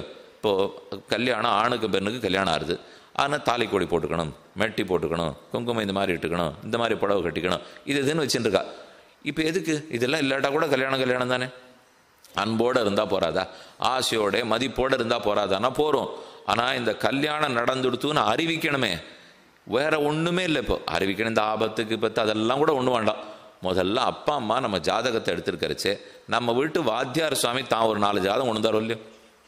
பொண்ணுக்கு ஜாதகம் பார்க்குறீங்களாமே, இந்தாங்க எங்கள் பிள்ளைக்கு தெரிஞ்சிருக்குன்னு கொண்டு கொடுத்தார். பார்த்துட்டே இருந்தோம், ஒன்று தகஞ்சு எடுத்து கல்யாணம் பண்ணியாச்சு. இந்த பெண்ணு இனிமே தாலியை மாற்றிண்டு, நெத்தியை மாற்றிண்டு, புடவையை மாற்றிண்டா, அப்போ பார்க்குறவர்கள்லாம் சரி இவளுக்கு கல்யாணம் ஆகிடுத்துன்னு ஜாதகம் கொடுக்கறது நிறுத்துவா. இல்லைன்னா என்ன ஆகும், இவளுக்கு கல்யாணம் ஆகி முதல் குழந்தை பிறந்திருக்கும், ஆயின்றிருக்கும், இன்னும் யாரா 4 பேர் கூட்டுட்டே இருப்பா. ஏன்னா சொல்லலையே, என்னத்தை அறிவிக்கணுமோ அந்த அறிவிப்பு பண்ணியிருந்தா தான் அது தடங்கள் படும். இது வேற எங்கேயுமே வேண்டாம். இப்போ நிறைய இடத்துல திருமண தகவல் ஜாதக பரிவர்த்தனை திட்டம் நடத்துகிற பாருங்க, அவள் எல்லாரிடத்துலையும் போய் கேட்பாளுங்க, இந்த ஆபத்தை சொல்லிகிட்டே இருப்பா. நீங்கள் பாட்டுக்கு பொண்ணு பிள்ளை ஜாதகத்தை கொடுத்துட்டு போயிடுறீர்கள், நாங்கள் அதை வெளியிட்டு விடுறோம். அதுக்கப்புறம் இவள் கல்யாணம் ஆகிடுத்துன்னு சொன்னால் அது எடுக்கணுமோ இல்லையோ, எடுக்கிறதே இல்லை. அது அப்படியே அங்கே இருக்குது, அவள் ஜாதகம் வந்துட்டே இருக்கும். அதுக்கப்புறம் தொலைபேசி அழைப்பு வந்துட்டே இருக்கும், என்னாச்சு உங்கள் பொண்ணு ஜாதகம் போட்டிருக்கீங்களேன்னா பயமாக இருக்கும். இது எத்தையோ யாரோ வந்து பொண்ணுக்கே கல்யாணம் பண்ணியாச்சு, நம்ம பண்ண பிற்பாடுனா அதுதான் ஆபத்து. அப்போ அறிவிப்பை வெளியாமல் இருந்தால் தேவையற்ற ஆபத்து வருதோ இல்லையோ. அதை போல் நான் நேத்தி வரைக்கும் துளியும் சரணாகதி எண்ணம் இல்லை, பக்தி இல்லை, இன்னைக்கு வந்துட்டேன்னா ஒழுங்காக அறிவிச்சுடணும் இல்லையோ. அதுக்கு தான் இத்தனையும் பிரார்த்தித்து அறிவிக்கிறாள். ஆளி நிலையாய் அருள். நாம் சரணாகத்தின்னு பண்ணுறதே சைத்தன்ய தியோதகம், எனக்கு அறிவு இருக்கு பிரார்த்திக்கிறேன், இத்தனை நாள் இருக்கல இப்போதான் அந்த புத்தி வந்தது அப்படின்னு சொல்கிறதுக்காக பிரார்த்திச்சுக்கிறேன். தேவரி இருக்கும் இந்த வார்த்தையை கேட்கணும்னு ரொம்ப நாள் ஆசை இருந்தது இல்லையா, அதுக்காக என் விண்ணப்பம் பண்ணுறேன் என்று பல காரணங்களுக்காக செய்கிறோம். நோன்புக்கு உபரகரணங்களை பிரார்த்தித்தாள். ஆளி நிறையாய் அருள். பெரியவாச்சான் பிள்ளை வியாக்கியானத்தின் கடைசியில் ஒரே ஒரு வரி எழுதியிருக்கார். பரமம் சாமியம் உபைத்தி என்னும் சாமியாபத்தி மோட்சத்தை ஆண்டாள் அருளி செய்கிறாள். இந்த பாசுரத்தில் சொல்லப்பட்டது சாமியாபத்திங்கிற மோட்சம். நாளைய பாசுரத்தில் சொல்லப்பட போகிறது சாயுஜ்யங்கிற மோட்சம். 2 மோட்சம் ஒன்று தான், வைகுந்தம் ஒன்று தான், நிறையா கிடையாது. ஆனால் அந்த வைகுந்தத்தில் போய் நாம் என்னென்ன அனுபவிக்க போகிறோமோ, என்னென்ன ஆகுமோ அதை பொறுத்து கொஞ்சம் கொஞ்சம் பேர்லாம் மாறுறது. இப்போ இந்த பேர்லாம் கொஞ்சம் ஞாபகம் வச்சுங்களேன். சாலோக்கியம் மோட்சம், சலோக அப்படின்னா அவர் இருக்கிற லோகத்திலேயே நம்மளும் இருக்க போகிறோமோ இல்லையோ, அதனால் சாலோக்கியம் மோட்சம். சாமீப்பியம் மோட்சம், சமீபமாக இருக்குமோ இல்லையோ. இங்கே பெருமாள் உட்காந்துருக்காருன்னு இங்கேயே நிற்கலாமே, அவருக்கு நேரையே கைங்கரம் இல்லாமே, அந்த சாமீப்பியம் மோட்சம். சாரூப்பியம் மோட்சம், அவருடைய திருமேனியை போல நமக்கும் ஒரு திருமேனி கிடைக்க போகுது. அப்படின்னா இனிமே பாஞ்ச பௌத்திகமான சரீரம் இல்லையே, பிருத்திவி அப்பு தேஜஸ் வாயு ஆகாச சரீரமே கிடையாது. அங்கே போன பிற்பாடு அது சுத்த சத்தமயம். அதில் சத்வகுணம் ரஜோகுணம் தமோகுணம்னா மிஸ்ர சத்தம்னு பேர். மிஸ்ர சத்துவத்தால் ஆக்கப்பட்ட சரீரம் அங்கு இல்லை, சுத்த சத்துவத்தால் ஆக்கப்பட்டது. அப்படின்னா ரஜோகுண தமோகுணம் கலக்காத வெறும் சத்துவகுணம், அதால் ஆக்கப்பட்ட திருமேனி கிடைக்கும்னா நோய் நொடி பசி தாம் ஒன்றுமே கிடையாது. அப்போ திருமேனி மாறி போகிறது. இங்கே இருக்கும்போது இதை போல அங்கு போன பிற்பாடு அப்படி பெறப்போகிறோம். சாரூப்பியம், அப்போ பெருமானுடைய திருமேனியை போன்ற திருமேனி. சரூபதா சாரூப்பியம். சாலோக்கியம் பார்த்துட்டோம், சாமீப்பியம் பார்த்துட்டோம், சாரூப்பியம் பார்த்துட்டோம். சாமீப்பியத்துக்கு மேலே சாமியாபத்தி. சாமியாபத்தினால் ஐக்கியாபத்தியா சாமியாபத்தியா?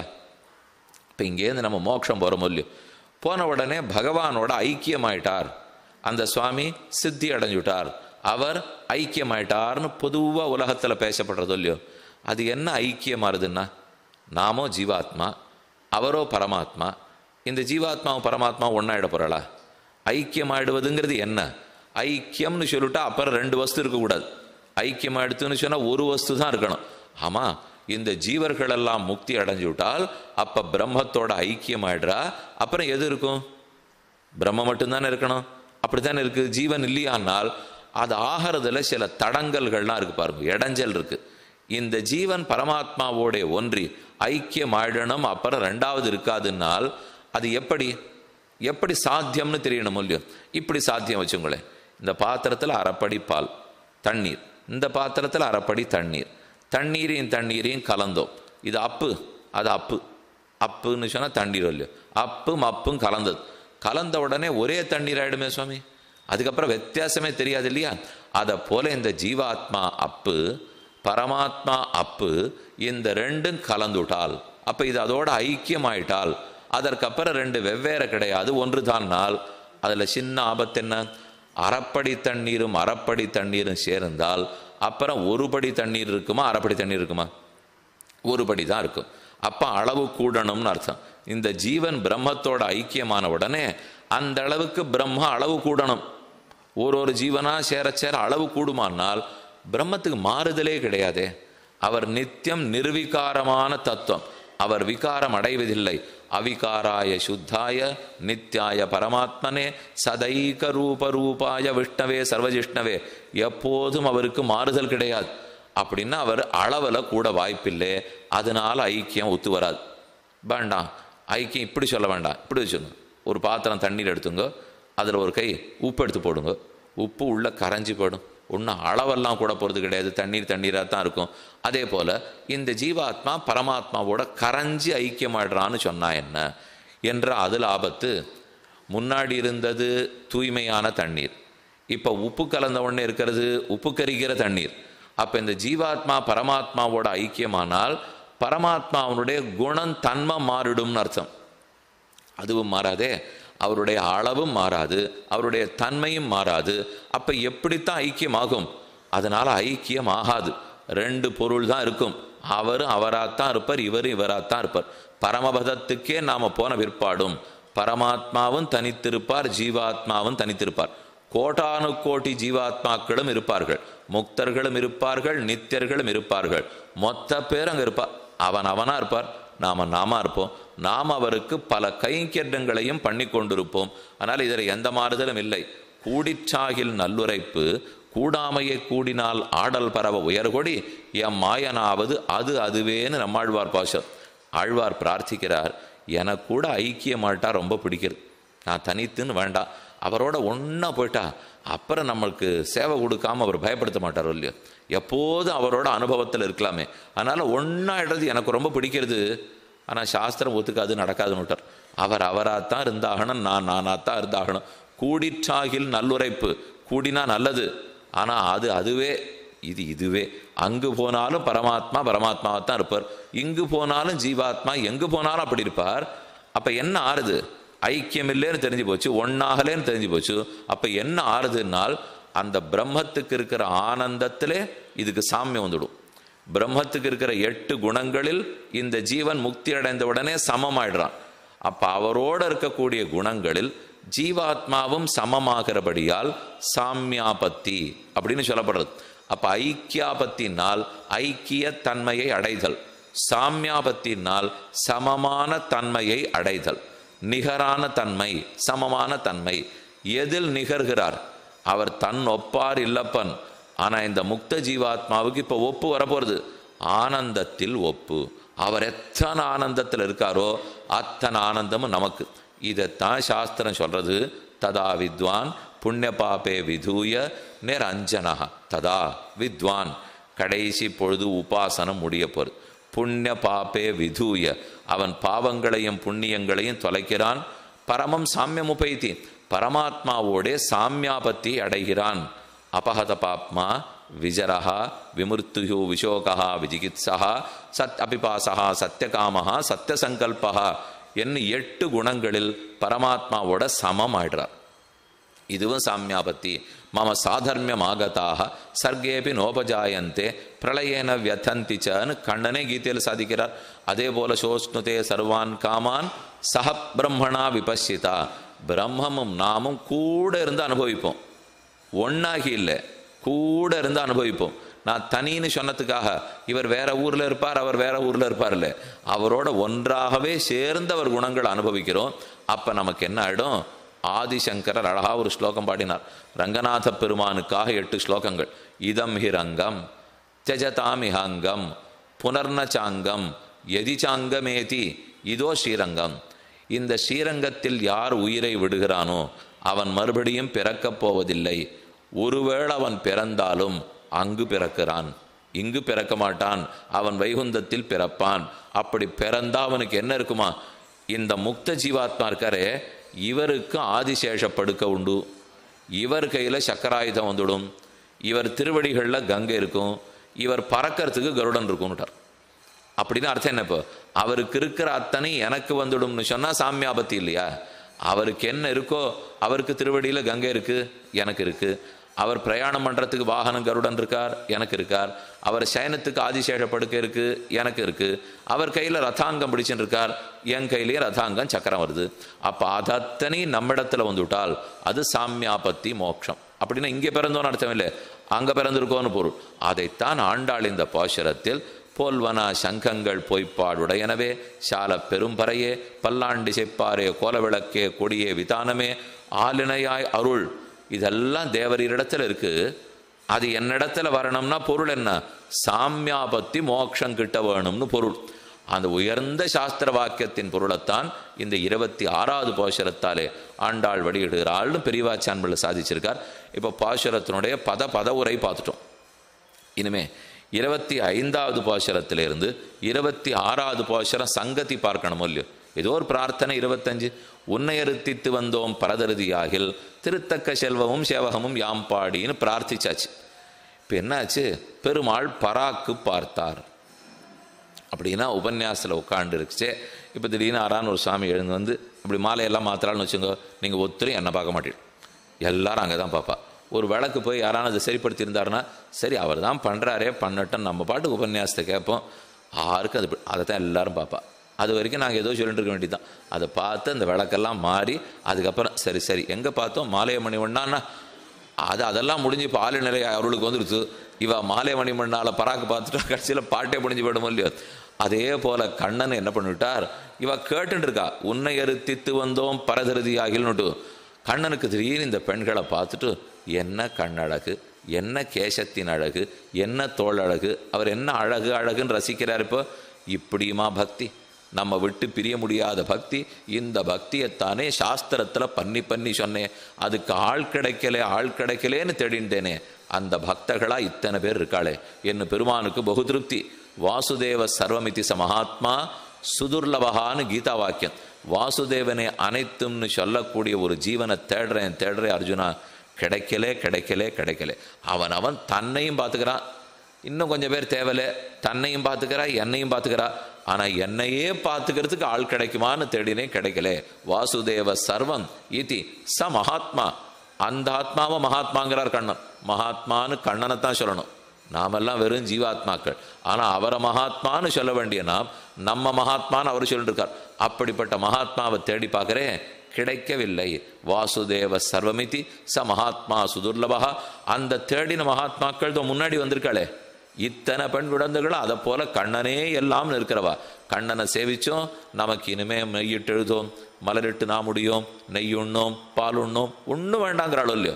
அப்போ அவனே தாரகம் போஷகம் போக்கியம். இந்த சிறப்பு இருக்கிறவாளை பார்த்த உடனே கண்ணனுக்கு அவள் பாடினதெல்லாம் ஒன்றுமே ஞாபகம் இல்லை. இப்போ 4-5 வருஷம் கழித்து, ரொம்ப வருஷம் கழித்து ஒரு சுவாமியை பார்க்குறோம். அவர்கிட்ட நிறையா நமக்கு பழக்க வழக்கம்லாம் உண்டு. அதுக்கப்புறம் என்னமோ பழக்கமே விட்டு போச்சு. இப்போ 10 வருஷம் ஆச்சு. அதுக்கப்புறம் பார்க்குறோம், வந்துட்டார். நீ யானு கேட்டுண்டோ நானானு கேட்டுண்டோ. அவர் ஏதோ 2-3 விஷயம் பேசினார். நான் அப்படி பார்த்துட்டே இருக்கேன். அவர் என்ன சொன்னார்னு என் புத்தியில் ஏறவே ஏறாது.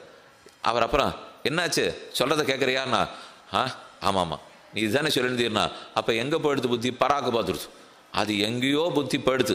அதை போல இப்போ கண்ணனுக்கு இப்படியும் வந்தார்களே, எழுந்தார்களே, எழுப்பினார்களே, கடாட்சிக்க பிரார்த்தித்தார்களே, நடக்க பிரார்த்தித்தார்களே, பல்லாண்டு பாடினார்களே என்ன இவர்களுடைய ஓரோரு அழகையும் கண்ணன் நினச்சிட்டே இருக்கார். இவர்களுடைய கண்ணு எவ்வளவு அழகாக இருக்குது, இவர்களுடைய எடை எவ்வளவு அழகாக இருக்குது, இவர்களுடைய மார்பு எவ்வளவு அழகாக இருக்குது என்ன ஓரோரு அவயவமாக கிட்டக்க பார்க்குறாராம். பார்த்துன்னுட்டு இவன் சொல்லிட்டே இருக்கா, மாலே மணிவண்ணா உன்னை அறுத்தித்து வந்தோம் பறை திருதி ஆகில். பாட்டு ஓடின்னு இருக்கு. இவரானா ஒன்றையும் பாட்டு திரும்பி பார்க்குறதாவே தெரியல. அப்போ திடீர்னு பாசுரம் சட்டுன்னு நிறுத்தினா தான் எதிராளி திரும்பி பார்ப்பார். நிறுத்திட்டு என்ன வேணும் உமக்கு என்ன திருப்பி கேட்குறார். வேண்டுவன கேட்டியேல் என்ன வேணும்னு கேட்டியானால் ஆண்டாள் உரைக்கிறா போலே உன்னை அறுத்தித்து வந்தோம் பறைதருதியாகில்னு போன பாட்டு கடைசியிலே என்ன வேணும்னு சொல்லிட்டேன். இப்போ திரும்ப ஒரு தரம் என்ன வேணும்னு கேட்டா அப்போ புத்தி இங்கே இல்லையா? எங்கே போயிருந்தது? என்ன ஆண்டாள் கேட்க? எல்லாம் உங்களிடத்துல தான் இருந்தது. நீங்கள் என்ன சொல்கிறீங்கன்னு கேட்கல, ஆனால் உங்கள் அழகாக நான் பார்த்துட்டேன் என்று கண்ணன் சொல்ல, அதுக்கு இப்போ ஓஹோ நம்மளை இவ்வளோ தூரம் நெருக்கமாக பார்க்குறாரே, இவர் எப்படி இருக்கார்? இது இப்போ தான் ஆண்டாளுக்கு தோன்றது. 25 பாசுரமாக நானே பேசியிருக்கேன். கண்ணன் ஒரு வார்த்தை வாயை திறக்கவே இல்லை. ஏதான வார்த்தை இருக்கா? இவாளா போனது, இவாளா எழுப்பிண்டது, இவாளா போயிட்டுனது, அவர் பேசாமல் இருக்கார். ஆண்டாள் என்ன நினச்சுனுட்டா, அப்போ இத்தனை அளவுக்கு பாடி கோடி ஆடி போய் கேட்குற அளவுக்கு அவன் அடையணுங்கிற துடிப்பு நமக்கு. இது இவளுடைய நினைவு. ஆனால் உண்மை என்ன தெரியுமோ, 26ஆம் பாட்டு கதவு திறந்தப்புறம்தான் தெரிஞ்சது உண்மை. இது வரைக்கும் கண்ணனை நேர பார்க்கல, கேட்கல. இப்போ பார்த்த உடனே மணிவண்ணன் பெருமானுடைய திருமேனி அழகு, திருவுள்ளத்தில் இருக்கிற மென்மை, அதில் ஈரப்பசையோடு இருக்கிறது எல்லாத்தையும் பார்த்த உடனே ஓ நாம் இத்தனை நாளாக பிரயத்தனம் நினச்சிட்டு இருந்தோம், அவர் ஏன் பேசாமல் இருக்கார் நமக்கு புரியல. புரியணுங்கிறதுக்காக ஒரு இடம் மட்டும் சொல்கிறேன். ருக்மிணி தேவி 7 ஸ்லோகங்கள் சந்தேசம் அனுப்பினாள். கண்ணனை கல்யாணம் பண்ணிக்கணும்னு ஆசை. சிசுபாலனோட அண்ணன் திருமணம் முடிக்க பாரித்தான். ஓ இனிமேல் காலம் கிடச்சினா முடியாதுங்கிறதுக்காக ஒரு பிராமணரை கூட்டு 7 ஸ்லோகம் அனுப்பிச்சு கண்ணனிடத்தில் கொண்டு போய் சந்தேசத்தை கொடுத்தாச்சு. கொடுத்த உடனே கண்ணன் வாங்கி படித்து பார்த்தார். படித்த உடனே கேட்குறார், உங்கள் ருக்மிணி தேவிக்கு கடினமான உள்ளம் போல் இருக்கேன். அவள் பெண்ணுக்கு இருக்கிற மென்மையே காணமேன்னா கோபம் வந்துடுது பிராமணர். என்ன என் தலைவி ராணியை பற்றி இப்படி சொல்கிற, என்ன குற்றம் கண்டுபிடிச்சிருனா? உம்ம பெண்ணுக்கு எழுத்தாணி தெரிஞ்சிருக்கு, ஓலைச்சுவடி தெரிஞ்சிருக்கு, எழுத தெரிஞ்சிருக்கு, ஒம்மை பிடிக்க தெரிஞ்சிருக்கு, இடம் எங்கே வரணும்னு வேற சங்கேத ஸ்தலத்தை குறிக்க தெரிஞ்சிருக்கு, இத்தனை ருக்மிணி தெரிஞ்சிருக்கு. ஆனால் அவளை நினைக்கிறச்சேவே நான் ஊருகி படுக்கையிலேருந்தே எழுந்திருக்க முடியாமல் கண்ணில் ஜலஜலமாக கொட்டிண்டு எழுதவே தெரியல, சம்ஸ்கிருதமே மறந்துபடுத்து, ஸ்லோகமே மறந்துபடுத்து, எழுத்தாணியே வரல.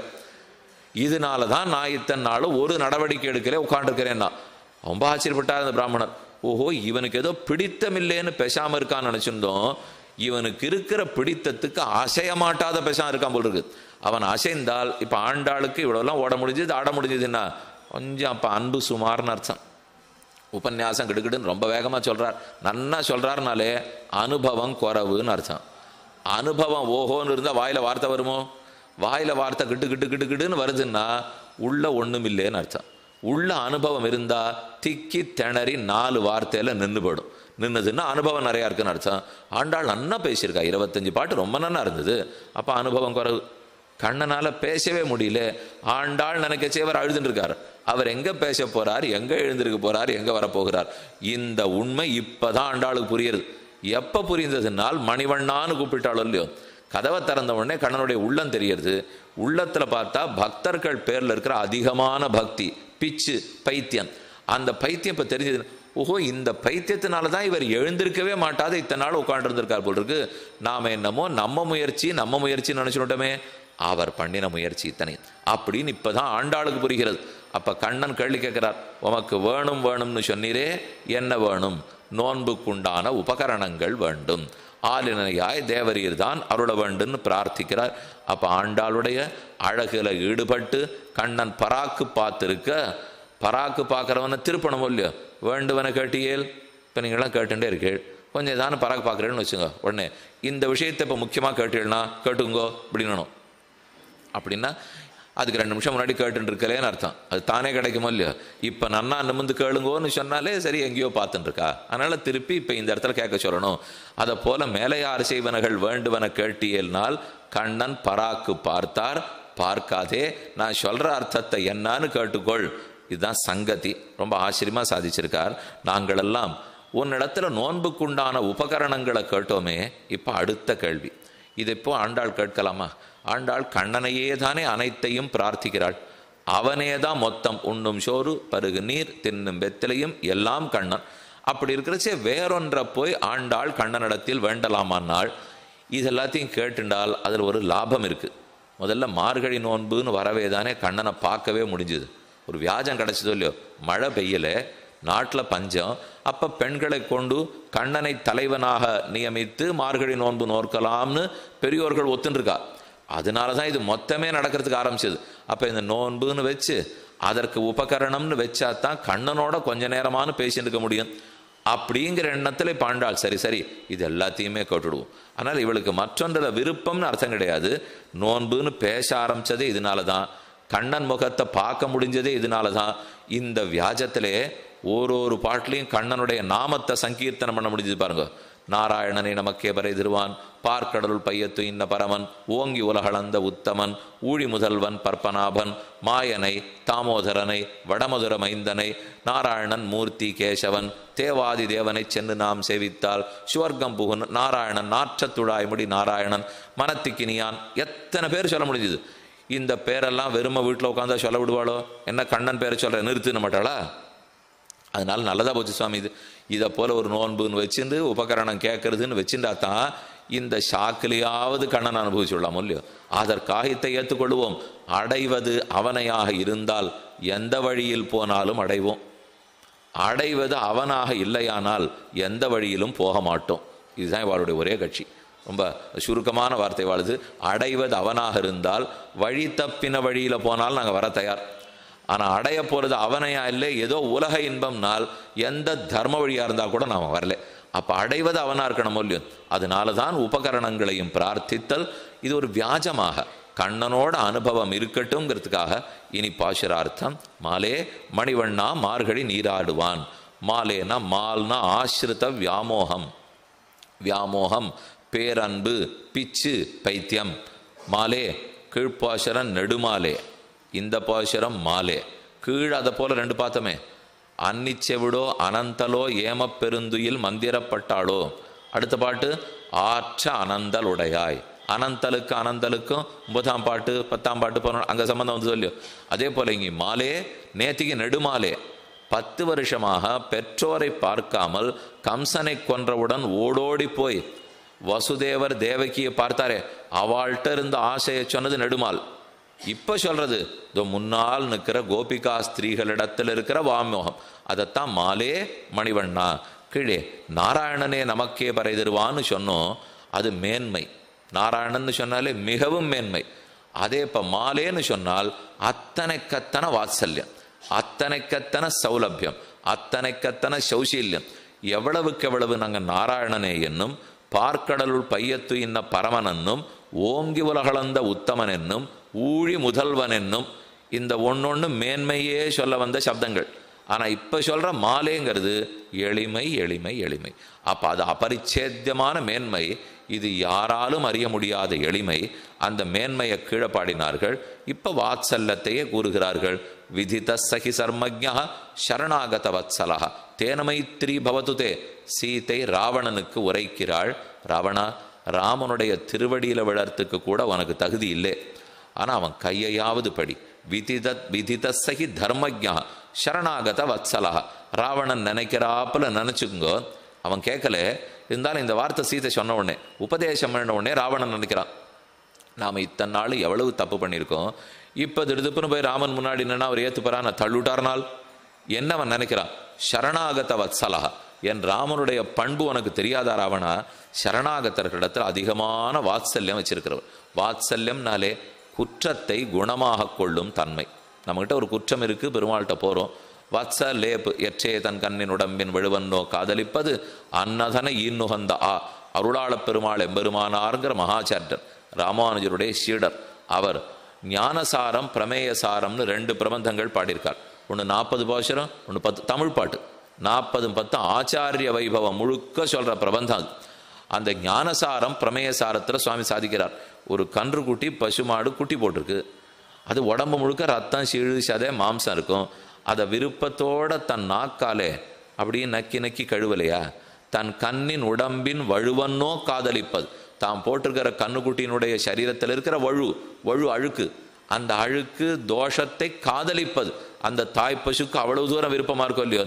அதே போல சரணாகதன் ஒருத்தன் போய் நின்னால் இவனுடைய குற்றத்தையே பகவான் குணமாக கொள்ளுகிறான். இது ராமகுணம். ராமாவதாரத்துக்கு முக்கிய குணம் சரணாகத வாத்சல்யம். அடியார்கள் போய் நின்னால் குற்றத்தை குணமாக கொள்ளும் தன்மை. அதே போல கிருஷ்ணாவதாரத்துக்கு என்ன? அது ராமாவதாரத்துக்கு. கிருஷ்ணாவதாரத்துக்கு என்னன்னால் இதான் சொல்லிட்டா, மாலேனா ஆசிரித்த வியாமோகம். அடியான் அவனுக்கு வேண்டியவன் ஒன்று சொல்லிட்டா என்ன வழிவானா போர் சாமி. இவர் அவளை காப்பாற்றுறதுக்காக இவர் படுற பாடோ எடுக்கிற முயற்சியோ என்ன கெட்ட பேர் வந்தாலும் கவலைப்பட மாட்டார். எத்தனை அவப்பேர் வந்தாலும் பண்ண தயார். அது எங்கே கொண்டோம்? அர்ஜுனனுக்காக தேரோட்டினது, அர்ஜுனனை இறங்க சொல்லிட்டு அப்புறம் தான் இறங்காம அர்ஜுனனை இறங்கி பின்னாடி இறங்கி ஆக்னேயாஸ்திரத்தில் தேர் எரிஞ்சு போனது, அவன் நினைச்ச இடத்தெல்லாம் தேர் ஓட்டினது, அவன் பண்ண தப்புக்கெல்லாம் தானே கீதையை உபதேசித்தது. அப்படி இருந்து இன்னும் சரணம்னு அர்ஜுனன் ஒன்று சொல்லலை, ஆனால் ஏத்துனது. அவள் உத்தரா கர்ப்பத்தை இவர் தான் ரட்சித்து கொடுத்தார். அது உத்தர கர்ப்பத்துக்கு துரோணாச்சாரியரை அழிக்கிறதுக்கு காரணமாக இருந்தார், பீஷ்மரை முடிக்கிறதுக்கு காரணமாக இருந்தார். ஏன் தன் தமையன் அண்ணன் தர்மபுத்திரனையே வெட்டிட போறேன்னு அர்ஜுனன் போனா, அப்போ ஒரு வழி சொல்லி கொடுத்தார். துவம் துவம் துவம் நீன்னு சொல்லு, அவர் வெட்டினதுக்கு சமம். அவளு இல்லைன்னா நிஜமா விட்டுட்டா என்ன, அதுக்கு வழி சொல்லி கொடுத்தார். ஜெயத்ரதனை அழிக்கிறேன்னு சொன்னானேன்னு சாயங்காலத்துக்குள்ளே சூரியன் மறைஞ்சா போல ஒரு மாயை ஏற்படுத்தி வச்சார். அமாவாசையே மாத்தினார், எல்லாம் பண்ணார். அமாவாசை என்னைக்கு ஆரம்பி இன்னைக்கு ஜெயிச்சுடுவேன்னு சகதேவன் நாள் குறிச்சு கொடுத்துட்டான். பெருமாள் போய் சகதேவா என்ன எதிராளி ஜெயிக்கிறதுக்கு நீயே நாள் குறிச்சி என்ன? நான் ஜோதிஷ சாஸ்திரம் படித்தோம், பொய் சொல்ல மாட்டேன், என் எதிரி கேட்டால் கூட அப்படி தான் பண்ணுவேன் என்ன எழுதி கொடுத்துட்டார். துரியோதனன்ட்ட போய் எதிராளிகிட்டெல்லாம் நாள் கேட்கக்கூடாது, அதை விட்டுடுனார். என் தம்பின்னு அவன் எப்போ அப்போ மட்டும் ஜோசியக்காரணத்தில் போய் நாள் குறித்து வரச்சரே மட்டும் அப்போ மட்டும் என் தம்பி நாள் குறித்து கொடுத்துருக்கான், நான் சண்டை போடுறேன் ஜெயிக்கிறேன், உனக்கு என்னன்னா. கண்ணன் பார்த்தவர், ஓ துரியோதனனையும் மாற்ற முடியல, சகதேவனையும் மாற்ற முடியல, ஒரே வழி மூணாவது இருக்கிறது அமாவாசை. அப்போ அதை மாற்றிட வேண்டியதான். ஏன்னா மற்ற ரெண்டு பேரும் மாற மாட்டேங்கிறா, இருக்கிறது துரியோதனம் ஒன்று, சகதேவன் ஒன்று, அமாவாசை ஒன்று. அமாவாசையை மாற்றிடுவோன்னு சதுர்தசி அன்னைக்கே தர்ப்பணம் பண்ணார். யாருக்கும் புரியல ஏன் சதுர்தசி கண்ணன் தர்ப்பணம் பண்றான்னு தேவர்களை போய் கேட்டா. தேவர்கள்லாம் சூரிய சந்திரால போய் கேட்டா. சூரியனும் சந்திரனும் யமுனைக்கரைக்கு வந்தா. வந்து என்ன கண்ணா இன்னைக்கு போய் தர்ப்பணம் பண்றேன், நாளைக்கு தானே அமாவாசை நாள். அமாவாசைன்னா என்ன? அமானா அருகில்னு அர்த்தம், வாசம்னு இருக்கிறது. சந்திரனும் சூரியனும் அருகருகில் வந்தால் அமாவாசை. உடனே சூரிய பகவான் விளக்கம் கொடுத்துட்டார். நானும் சந்திரனும் சம பக்கத்தில் வந்தா, அவ ரெண்டு பேரும் ஒன்னா வந்தா அன்னைக்கு தான் அமாவாசை. கண்ணன் சொன்னார், தான் வந்திருக்கீங்களே, அப்போ இன்னைக்கு தான் அமாவாசை. நீங்கள் ரெண்டு பேரும் சேர்ந்து இருந்தால் தானே அமாவாசை, இதோ ரெண்டு பேரும் தான் சேர்ந்து வந்திருக்கீங்களேன்னா. அன்னிலே இருந்தால் இந்த போதாயன அமாவாசைன்னு ஆரம்பிச்சுது. அன்னைக்கு ஒரு நாள் இவர் மாற்றி வச்சுட்டு இன்னி வரைக்கும் ஒரு கோட்டியார் அன்னைக்கு ஒரு தர்ப்பணம், அமாவாசை அன்னைக்கு ஒரு தர்ப்பணம்னா இதெல்லாம் எதுக்கு பண்ணுறாருன்னா ஆசிரித வியாமோகம். தன் அடியான்னு ஒருத்தன் திருவடிகளை பிடிச்சுனுட்டால் அதுக்கப்புறம் அவனுக்காக எந்த அளவும் போகிறார், எத்தையும் செய்கிறார். மொத்தம் இதெல்லாம் பண்ணது எதுக்கு? அடிக்கடி கீழே சொல்லியிருக்கேன், திரௌபதியினுடைய மங்களசூத்திர விருத்திக்காக. அவள் கோவிந்தான்னு ஒரு நாள் கூப்பிட்டாலும் இல்லையோ, அந்த கூப்பிட்ட குரலுக்கு போய் தன்னால் ஆந்தனையும் பண்ணணும் அப்படிங்கிறதுக்காகத்தான் கண்ணன் இத்தனை செய்கிறார். அப்ப கிருஷ்ணாவதாரத்துக்கு குணம் ஆசிரித வியாமோகம், அடியார்களிடத்தில் இருக்கிற பெருங்காதல் பிச்சு. அந்த வியாமோகம் இப்பதான் ஆண்டாள் கண்ணுக்கு படுறது. மாலே என்கிறாள். இதுக்கு ஒரு 2-3 இடம் சொல்லியிருக்கார். விபீஷணன் நினைச்சுன்னு போறது தசரதாத்மஜன் இக்ஷ்வாக்கு குல கொழுந்து நமக்கு கிடைக்குமா? ராமன் நினைச்சிட்டு இருக்கிறது ராவணன் தம்பி எங்கிட்ட வருவரோ இல்லையோ, அவர் நினைச்சிட்டு இருக்காரா. இவன் நினைச்சிட்டு இருக்கான் ராமன் கிடைப்பாரோ இல்லையோன்னுட்டு. ராமன் நினைச்சிட்டு இருக்கார் விபீஷணன் கிடைச்சிருவாரோ இல்லையோ. நான் அப்போலேருந்து பாலகாண்டத்திலேருந்து வந்துட்டு இருக்கிறதே அது ஒன்றுத்துக்காகத்தான். அவர் எங்கேயானு இல்லைன்னு விட்டாருன்னா ராமாயணமே வீண் என்று அவர் நினைச்சிட்டு இருக்காரா. இப்படி இவனுக்கு நினைவு, அப்படி அவனுக்கு நினைவு. சீதை நினைக்கிறா நாம விட்டு பிரிந்து எவ்வளவு தூரம் கஷ்டப்படுறோம், ஆச்சு 9 மாசம் ஆச்சு, அவர் வரவே இல்லை. ஹனுமானிடத்துல செய்தி சொல்லுகிறாள், ஊர்த்தம் மாசான்ன ஜீவிஷ்யே, நான் இனி 1 மாசத்துக்கு மேல் ராமனை விட்டு பிரிய மாட்டேன்னு போய் சொல். ஹனுமார் நேரம் வந்தார். 1 மாசத்துக்கு மேலே ராமா சீதை ஒன்னை விட்டு பிரிஞ்சு இருக்க மாட்டாளாம். ராமன் பதில் சொல்றார், நஜீவேயம் க்ஷணமபி தாம் வினா அசிதே க்ஷணம். அந்த கண்ணழகு படைத்த சீதையை விட்டு ஒரு வினாடி ராமன் இருக்க மாட்டான்னு சொல். அவ தேவலை, உன் தேவி தேவின்னு போனிய ஹனுமன்னு 1 மாசம் என்னை விட்டு பிரிஞ்சிருப்பேங்கிற அளவுக்கு கடுமையான சிந்தனை அவளுது. அவ்வளவு தூரம் மென்மையே கிடையாது, கடுமை.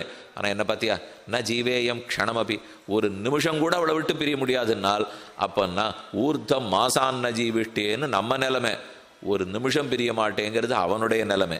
நாம் கேட்குறோம், என்ன தரமாட்டேங்கிறீர், நம்ம தான் பிரார்த்திச்சிட்டோமே மோட்சம் கொடுக்க வேண்டாமோ அப்படின்னு கேட்டால் பெருமாள் உள்ள சிரிச்சுக்கிறார்.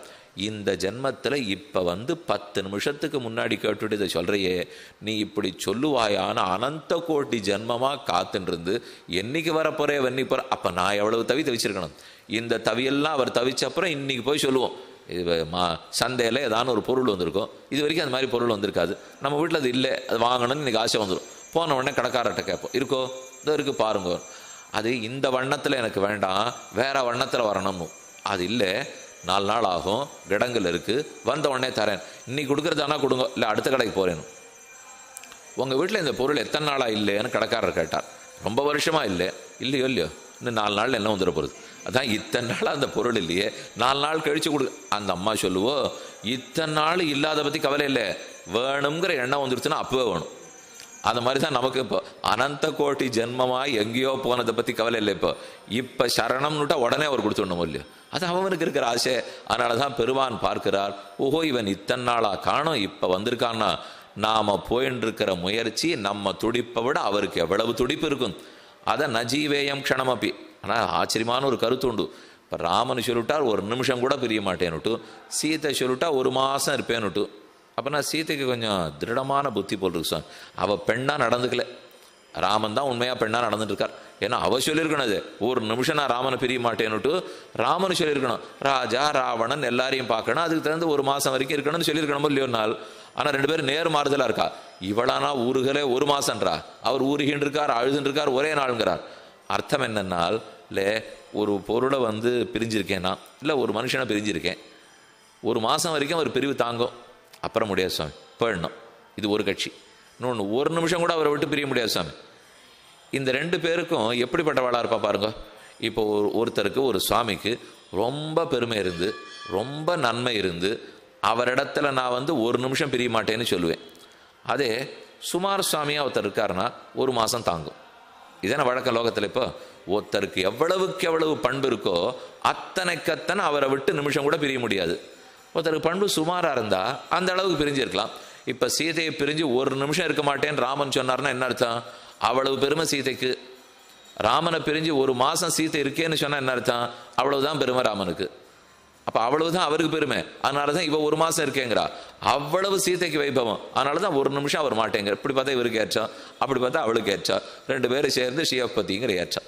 இவனுக்கும் சரி அவளுக்கும் சரி. இவள் சொல்றது நஜீவேயம் க்ஷணமபி, ராமன் சொல்றார். அதே அவ சொல்றது ஊர்தம் மாசான ஜீவிஷ்யே. இன்னொரு ஆச்சரியமான அர்த்தம் சாதிக்கிறார் நம்மாழ்வார். திருவிருத்தன், திருவாசிரியம், பெரிய திருவந்தாதி, திருவாய்மொழி 4 பிரபந்தங்கள் பாடினார். அதிலே இப்போ சொல்ல போகிற ஒரு பாசுரத்து வரைக்கும் ஆழ்வாருக்கு என்ன தெரியுமோ எண்ணம்? நாம் முயற்சிச்சிருக்கோம், கஷ்டப்பட்டிருக்கோம், வந்திருக்கோம், அடைஞ்சிட போகிறோம்ன்ற ஒரு எண்ணம் அப்படியே இருந்துகிட்டே இருக்கு. திருவிருத்தம் முழுக்க தாம் பாடினார். திருவாசிரியம் 7 பாட்டாச்சு, பெரிய திருவந்தாதி 87 பாட்டாச்சு. திருவாய்மொழி 10ஆம் 10ஆம் திருவாய்மொழி 10ஆம் பாட்டுக்கு வந்தாச்சு. 10 10 10 வரைக்கும் வந்துட்டார். தன்னுடைய அவா பெருமான அடையணும்னு இருக்கிற இவருடைய ஆசையை விளக்கிறார். சூழ்ந்து அகன்னு ஆழ்ந்து உயர்ந்த முடிவில் பெரும் பாழ் மூல பிரகிருதி, அந்த அச்சித்தத்துவத்தை விட பெருசா இருக்கக்கூடியது எம் பக்தி. அதுக்கப்புறம் அதனில் பரநன் மலர் சோதி, அதை காட்டிலும் பெரிய ஜீவாத்ம தத்துவம், அதையும் சாப்பிட்டுடும் என்னுடைய காதல். அதை விட பெரிய பரமாத்ம தத்துவம், அதையும் சாப்பிட்டுடும் என்னோட காதல். ஆழ்வார் பெருமானிடத்தில் வச்சிருக்கிற அன்புங்கிறது அச்சித்து சித்து ஈஸ்வரன் என்று 3 பேரையுமே விழுங்கிவிடுமா. அந்த அளவுக்கு என்னுடைய பெரிய அன்பு, அதனில் பெரிய என்னவா என்ன இந்த திருவிருத்தத்திலே இருந்து என் காதல பக்தியை வளர்த்துன்னு வந்தேன்னு பாடினார். இப்பதான் பெருமான் ஆழ்வார் முன்னாடி, ஆழ்வீர் என்ன கேட்கிறீர்னு முன்னால் நின்னார். இப்போ அவரை பார்த்த உடனே ஒரே நிமிஷம் தான் பாட்டு. இந்த பாட்டு அடுத்த 1.5 நிமிஷத்தில் சாத்து முறை ஆழ்வார் திருவடி தொழுது மோட்சம் விடுவார். இப்போ நாளைக்கு ராத்திரியோ இல்லை, இப்போ 10 நாள் கழிச்சு போச்சுன்னால் ராப்பத்தினுடைய 10ஆம் திருநாள் அன்னைக்கு ராத்திரி ஆழ்வார் திருவடி தோடல்னு உற்சவம். அப்போது பெருமான் முன்னாடி அரையர் சுவாமி பாடுவார். சூழ்ந்தகன் ஆழ்ந்து இறந்த முடிவில் பெரும் பாழேயோ, சூழ்ந்ததனில் பெரிய வரன்மலச் சோதியோ, சூழ்ந்ததனில் பெரிய சுடன்யால இன்பமேயோ, சூழ்ந்ததனில் பெரிய என் அவா. அது வரைக்கும் பாட்டு என் அவா, சூழ்ந்து அதனில் பெரிய என் அவா. இது இத்தனைய காட்டிலும் பெருத்திருக்கிற என்னுடைய அவானா எத்தனை நாளா இந்த அவா வளர்த்திருக்கார். இது பேரமர் காதல், பின்னின்ன காதல், கழியமிக்கதோர் காதல்னு திருவிருத்தம் முதல் பாட்டிலேருந்து வளர்த்தார். இவ்வளவு பெரிய அவாவே 1/2 வினாடி பாருங்க, என் அவா அறச்சூழ்ந்தாய்.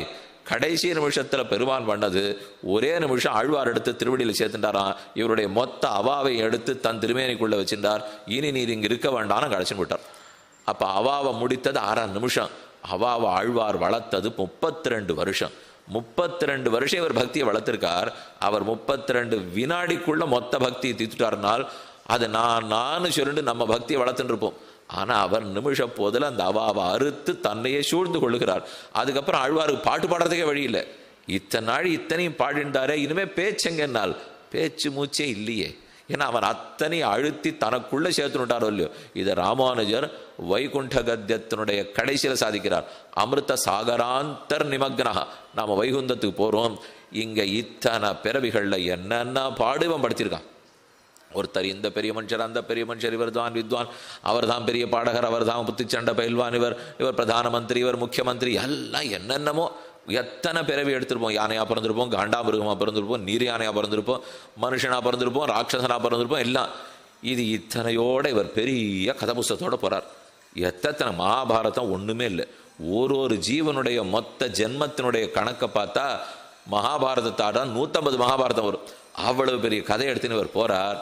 எவ்வளவு பெரிய புஸ்தகம், எத்தனை வம்பு தும்புகளை எடுத்துன்னு போயிருந்தாலும் அங்கே பெரிய சாகரம் இருக்கு. அமிர்த சாகரம், ஆனந்த சாகரம், அதுதான் பகவான். இவன் கொழுந்த மொத்தம் அதுக்குள்ளே விழுந்த உடனே பெரிய கடல்ல நான் பெருசு நினச்சின்னு இவ்வளோ பெரிய கப்பல்லாம் கட்டுறாளோ இல்லையோ, அவ்வளவு பெரிய கப்பலோட மிதந்துண்டு ஒரு கப்பலில் இங்கேருந்து அங்கே 7 நாள் ராத்திரி போயிட்டு வர்றதுக்கு 5 லட்சம் ரூபாய் கொடுக்குறான். இங்கேருந்து அங்கே போகிறான். உள்ள கேளிக்கை, ஆட்டம் பாட்டம், அது இது எல்லாம் என்னென்னமோ நடக்குது. என்ன சாப்பாடு வேணும்னா 500 ரூபா சாப்பாடுங்கிறான். கப்பலில் இங்கேருந்து அங்கே கொண்டு போய் சுற்றி காமிச்சிட்டு வர்றதுக்குள்ளே எந்தெந்த தேசத்து சாப்பாடு வேணுமோ சாப்பிடுங்கோ, என்னென்ன தேசத்து பாட்டு வேணுமோ கேட்டுங்கோ, ஆடுங்கோங்கிறான். எவ்வளோ பெரிய பெரிய மைதானத்தில் இருக்கிற ஆட்டம்லாம் கப்பலுக்குள்ளே வச்சுருக்கான். எல்லாத்தையும் பண்ணிட்டு ஒரு போகிறது ரொம்ப நல்லா இருக்கும். திடீர்னு கவுந்து போச்சுன்னா ஓஹோன்னு எல்லாத்தையும் அதுக்கு 4 பேர் நாடகம் எடுக்கிறான். கவுந்து போனாலும் அதை காட்டுறதுக்கு, கப்பல் போயின்றதை காட்டுறதுக்கு ஒன்று, கவுந்து போனதை காட்டுறதுக்கு. கடைசியில் என்னாச்சு, இப்போ கவுந்த கப்பல் எடுத்த நாடகம் எல்லாமே அந்த கடலுக்குள்ளே தான் இருக்குது. இதுவும் இல்லை அதுவும் இருக்க போகிறது இல்லை. கவுந்தது சத்தமே இல்லை. உள்ளே போன உடனே குபுக்குன்னு மேலே ஒன்று வரும். அத்தோட மொத்தம் சாகராந்தர் நிமக்னா. உள்ளே போனதே. இந்த கப்பல் இப்படினால் இதை போலத்தான் ஒரு ஜீவனும் மொத்த சரித்திரத்தை எடுத்துன்னு போகிறான். எல்லாத்தையும் பாப புண்ணியங்களை விடுகிறான். அவனிடத்துல போய் சேர்ந்தவுடனே அவர் அமிர்த சாகரம் வச்சிருக்கார். அந்த அமிர்த சாகரத்துக்குள்ள இந்த முத்தாத்மா உள்ளே போன உடனே ஒரே ஒரு சத்தம் மேலே வருமா, குபுக்குன்னு. அதுக்கப்புறம் இவர் எப்பவானு வெளியில் வந்திருப்போம் கிடையாது. சாகராந்தர் நிமக்னா. அங்கிருந்து இவன் வெளியே வருவதில்லை. நச்ச புனராவர்த்ததே. அப்போ நாம் இத்தனை அழி பட்ட பாடெல்லாம் என்ன சுவாமினால் எல்லாம் அவர் பட்டத்தோட ஒப்பிடும்போது ஒன்றுமே இல்லை. அந்த இல்லேங்கிறதான் மாலேன்னு ஆண்டாள் சாதிக்கிறாள். அப்போ இவன் சொன்னதெல்லாம் அதனில் பெரிய என்னவா, ஆனால் அவர் சொன்னது அவ அறச்சூழ்ந்தாயே. இவன் சொல்லிட்டு போனது நாம் பெருமானை விட்டு பிரிந்து ஊர்துவம் மாசான ஜீவிஷே. ஆனால் ராமன் சொன்னது நான் நஜீவேயம் க்ஷணமபி, நிமிஷ பொழுதுக்கு மேலே நான் காத்திருக்க மாட்டேன். ஆழ்வார் சொல்றார், வாரிக்கொண்டுன்ன விழுங்குவன் காலில் என்ன ஆர்வத்தை என்ன ஒழிய, உன்னை பார்த்த உடனே சக்கரை பொங்கல் எடுத்து அப்படியே வாயில போட்டுக்கிற மாதிரி போட்டுணும் இப்படின்னு இவர் நினச்சி பாடிட்டே இருந்தார். இவரை பார்த்த நிமிஷத்தில் இவர் அடுத்த வரிய பாடுறதுக்குள்ள பெருமாள் எடுத்து வாயில போட்டுட்டார். அப்போ வாரிக்கொண்டு ஒன்ன விழுங்குவன் நாடுந்தேன், என்னில் முன்னம் பாரித்து தான் என்ன முற்றப் பருகினான். எனக்கு முன்னால் பெருமான் பாரித்தான், என்னை முற்றப் பருகினான். இந்த அர்த்தங்கள் எல்லாம் இப்பதான் ஆண்டாளுக்கு புரியுறது. அவருடைய அவா அதிகமான அவா. அந்த அவாவைத்தான் மாலேன்னு கூறுகிறாள். மாலேன்னா ஆசிரித வியாமோகம். தன்னை ஆசிரித் இந்த கோபிகைகள் வந்திருக்காளேங்கிறதுக்காக அப்படியே பார்த்துட்டே இருந்திருக்கார். மாலே மணிவண்ணன்னா எத்தனை மதிப்பு இருந்தாலும் முந்தானையிலே முடிந்து எடுத்து ஆளலாம்படியான சபாவம். யாரிடத்துல மணி இருக்கோ அவருக்கு மதிப்பு வந்துடும். கண்ணனை வச்சுட்டு இருந்தா அவளுக்கே மதிப்பு. மணியை வச்சுட்டு இருப்பா, திறந்து பார்த்துட்டே இருப்பா. அலமாரியை திறந்து இருக்கோ இல்லையோ தொட்டு இருக்கானோ இல்லையோ. அதை போல் இந்த பக்தன் எப்பவும் அடிக்கடி போவார். தம் பெருமாள் சன்னதி தொட்டு பார்த்துப்பார். இருக்காரோ இல்லையோ ஜாகிரதா. இங்கேயும் போக மாட்டார் அவர். இவரிடத்துல இருக்கணுங்கிறதுக்காக தான் வந்திருக்கார். ஆனால் இவனுக்கு தவிப்பு. நம்ம வீட்டிலேயே பெருமாள் சன்னதி இருக்குன்னா என்னமோ கார்த்தால போனோம் ஒரு பாலை காட்டணும்னு விட்டுடக்கூடாது. அவர் இருக்காரா இருந்து நம்ம இருக்கிறதே நம்ம வராலே. உள்ளே இருக்கார், அங்கே இருக்கார், ஏதோ விக்கிரக ரூபத்தில் நம்ம வீட்டில் இருக்கேங்கிறதுக்காக இருக்கார். அப்போ நம்மால் ஆந்தனி அப்பப்போ பார்த்து 4 நாள் வீட்டை விட்டுட்டு போயிருக்கோமா, திரும்பி வந்த உடனே எப்படி ஒரு குழந்தைய விட்டுட்டு போயிருந்தா ஒரு மணி நாழியானு விடாமல் நகரமாட்டோம் இல்லையோ, அதை போல் கூட நின்று எப்படி இருக்கார். புஷ்பம் சாத்திட்டு போனதெல்லாம் அப்படியே இருக்கா, ஏதானு அது வளர்ந்து போயிடுத்தா, இப்போ நம்ம வச்சுட்டு போனது என்னாச்சு, அங்கங்கே ஏதானும் பூச்சி கீச்சியெல்லாம் வந்திருக்கா, ஏதானும் கொஞ்சம் தட்டி கொட்டி பார்த்து தடவி கிடவி தொட்டு பார்த்துக்கணுமோ இல்லையோ. என்ன சமயம் தொட்டு பார்த்துட்டு இருக்காரேண்ணா. ஆமாம், தொட்டு தான் பார்க்குறோம். பார்க்கறதுனால என்ன குறைவு? இப்போ குழந்தைய எப்படி தொட்டு பார்த்துக்க போகிறோமோ அதை விட அதிகமாக தான் அவரை தொட்டு பார்த்துக்கணும். அதை தான் ஆண்டாள் இப்போ மணிவண்ணா என்ன அழகான சுபாவம். அந்த மணி இருக்கிற வாழ்னாலே அவள் ராத்திரி முழுக்க சரியா தூக்கமே வராது. இருக்கோ இல்லையோன்னு இரவும் பொட்டி திறந்து பார்த்துக்கிறாள். அதை போல கண்ணன் 6 இடத்துல இருந்தால் அவர் தூங்கவே விட மாட்டாராம். கண்ணனை பெறுவதற்கு முன்னாலும் தூக்கம் இல்லை, கண்ணனை பெற்ற பின்னாலும் தூக்கம் இல்லை. ஏன் இல்லைன்னால், பெறுவதற்கு முன்னால் எங்கேன்னு தேடிட்டு தூக்கம் இல்லை, பெற்ற பிற்பாடு அவர் தூங்க விடலை.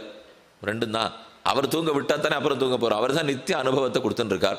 ஆக மாலே என்ன வியாமோகத்தை மணிவண்ணா என்று பேர் அழகை கூறுகிறாள்.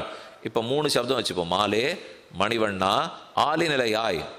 மாலேன்னு சொன்னது ஆசிரித்த வியாமோகம், ஆசிரித்தர்களிடத்தில் இருக்கிற அன்பு, எளிமைன்னு வச்சுக்கோங்க. ஆலிநிலையாய் அது பெருமை. ஏன்னா உலகத்தை எல்லாம் தன் வயிற்றுல வச்சிருந்து ஆளிடத்தளில் சேனிச்சுருக்கான்னா பரத்வம், அது மிக்க மேன்மை. நடுவில் மணிவண்ணான்னு சொன்ன அழகு. அப்போ சௌலபியம், சௌந்தர்யம், பரத்வம், இந்த 3 சேர்ந்தது தான் பகவான்கிற தத்துவம். சௌலபியம் எளிமை, சௌந்தர்யம் அழகு, பரத்வம் மேன்மை. மேன்மை அழகு எளிமை, இந்த 3 சேர்ந்த படுங்கூட்டம் தான் கண்ணன். அதனால தான் மாலே மணிவண்ணா, மார்கழி நீராடுவான். மணி போன்ற சுவாவம் இருக்கிறவரே, எத்தனைக்கெத்தனை அளவுக்கு உட்படாதவராக இருந்தாலும் அத்தனைக்கெத்தனை எடுத்து சுலபமாக முடிந்து கொள்ள போம்படி இருப்பவரே இந்நீர்மை பெருமானுடைய மணிவண்ணன். மணியை போல இருக்கிற சுவாவம் ரொம்ப அழகாக இருக்கார். அதுக்கு பக்கத்தில் இருக்கிறவா கேட்குறா, இத்தனை அழகு இருக்குது வாஸ்தவம், ஆனால் உங்களை படுத்தினவரையும் இவர் தானே, அப்போ எதுக்கு கொண்டாடுறீங்கன்னா, சாமி அந்த அழகை பார்த்தா அடிக்கவே வந்தால் கூட அடிக்கிறதுக்கு கையை எவ்வளோ அழகாக ஓங்குறாருன்னு தோன்றது. அடிக்க வரான், வெய்யறதுக்கு வரான், வெய்யறதுக்கு வாய் என்னென்னா திறந்தார், அடிக்கிறதுக்கு வாய் என்னென்னா திறந்தார். இன்னும் ஒரு தாயார் இருக்கா, பிள்ளை ஏதோ கோச்சின்னு போயிட்டோம் வந்து அடிக்கிறான். 10 வருஷம் 15 வருஷம் ஆச்சு இந்த பெத்தவ அந்த பிள்ளையை பார்த்து. அவன் எங்கேயோ போய் தூர்த்த சவாங்க ஓட்டி எங்கேயோ வந்தான், ஏதோ என்னை பற்றி இப்படி பேசினியாமேன்னு ஓங்கி அம்மா அடிக்கிறான். அவன் அடிச்சுட்டு போயிட்டான். இவன் அறையை வாங்கின்னு விதித்து நிற்கிறவோ பக்கத்தில் இருக்கிறவட்ட சொல்கிறா, 15 வருஷத்துக்கு முன்னாடி கொஞ்சம் பூசினாப்பில் இருந்தால் இழைச்சிருந்தான் போல் இருக்கேங்கிறா. அடிச்சுட்டு போயிருக்கான். அவன் அடிச்சுட்டு போனவனை பார்த்து இழைச்சிட்டு போயிருக்கான் போல் இருக்கேன்னா அது தாய் நினைக்கிறதோ இல்லையோ. அதை போல இப்போ ஆண்டாளும் அவர் அடிக்கவே அடிக்கட்டும், ஆனாலும் மணிவண்ணா தான். அகாத்துகனானாலும் விடவொண்ணாத வழிவழகுன்னு சொல்லுவார்கள். அடிக்கிறதுக்கே வருபவனாக இருந்தாலும் அவனை விட்டுட முடியாத, அவனையே பற்ற வேண்டிய அழகு. நான் சாற்று நீங்கள் கேட்கறது மாலே மணிவண்ணா, மார்கழி நீராடுவான், மேலையார் செய்வனகள் வேண்டுவன கேட்டியல். மார்கழி நீராட்டத்துக்காக நாங்கள் வந்தது எதுக்குன்னு கேட்கிறோம். நாங்கள் நோன்புக்கு உபகரணங்களை பிரார்த்தித்து வந்தோம், உபகரணங்கள் வேண்டி வந்தோம். வேண்டுவன கேட்டியல், அது வேணும்னு கேட்டியானால் இங்கே உடனே ஒரு சந்தேகம், கண்ணனே கிடச்சாச்சு, இனிமேல் நோன்புக்கு எதுக்கு உபகரணம்? நமக்கு ஏதோ ஒன்று அடையணுங்கிறதுக்காக பண்ணியிருந்தோம்னா அது கிடச்சிடுத்துன்னு வச்சுங்க, 12 இருக்கிறத உடனே நினச்சிடுவோம். இப்போ சொர்க்கத்துக்கு போகணுங்கிறதுக்காக ஜோதிஷ்டம் பண்ணிகிட்டு இருக்கோம், அது எப்போவோ தான் கிடைக்கும். இருந்தாலும் அந்த ஜோதிஷ்டம் பண்ணிகிட்டே இருக்கிறச்ச இந்திரன் வந்து இந்தா சொர்க்கம்னால், சாமி இரும் இப்போ தான் 3 நாள் ஹோமம் ஆயிருக்கு, இன்னும் 4 நாள் இருக்குது, நீர் அப்புறம் வாங்கிக்கிறேன், 4 நாள் பாக்கி எல்லாத்தையும் முடிச்சுட்டு அப்புறம் சொல்லவே மாட்டோம். அப்போ கிடச்சிடுத்துன்னு சொன்னால் அத்தோடு முடிஞ்சு போச்சு. கட்டுங்க எல்லாத்தையும் கட்டுங்க, அவாவா கிளம்புங்கன்னு விடுவோமோ இல்லையோ. ஆனால் ஆண்டாள் சரி நீர் கிடைக்கணுங்கிறதுக்காக நோன்பு நோக்கிறோம், கண்ணனே வந்துட்டார், கண்ணனே வந்து கிடைக்க போறாருன்னு உடனேவும் இன்னும் நோற்று கொண்டிருந்த நோன்பை விடலேவோ. மார்கழி நீராடுவான் வேண்டுவன கேட்டியேல், மார்கழி நீராட்டத்துக்காக என்ன வேணும்னு கேட்டியானால் அதுக்கு தான் ரொம்ப ஆச்சரியமா அர்த்தம் சொல்லியிருக்கார்.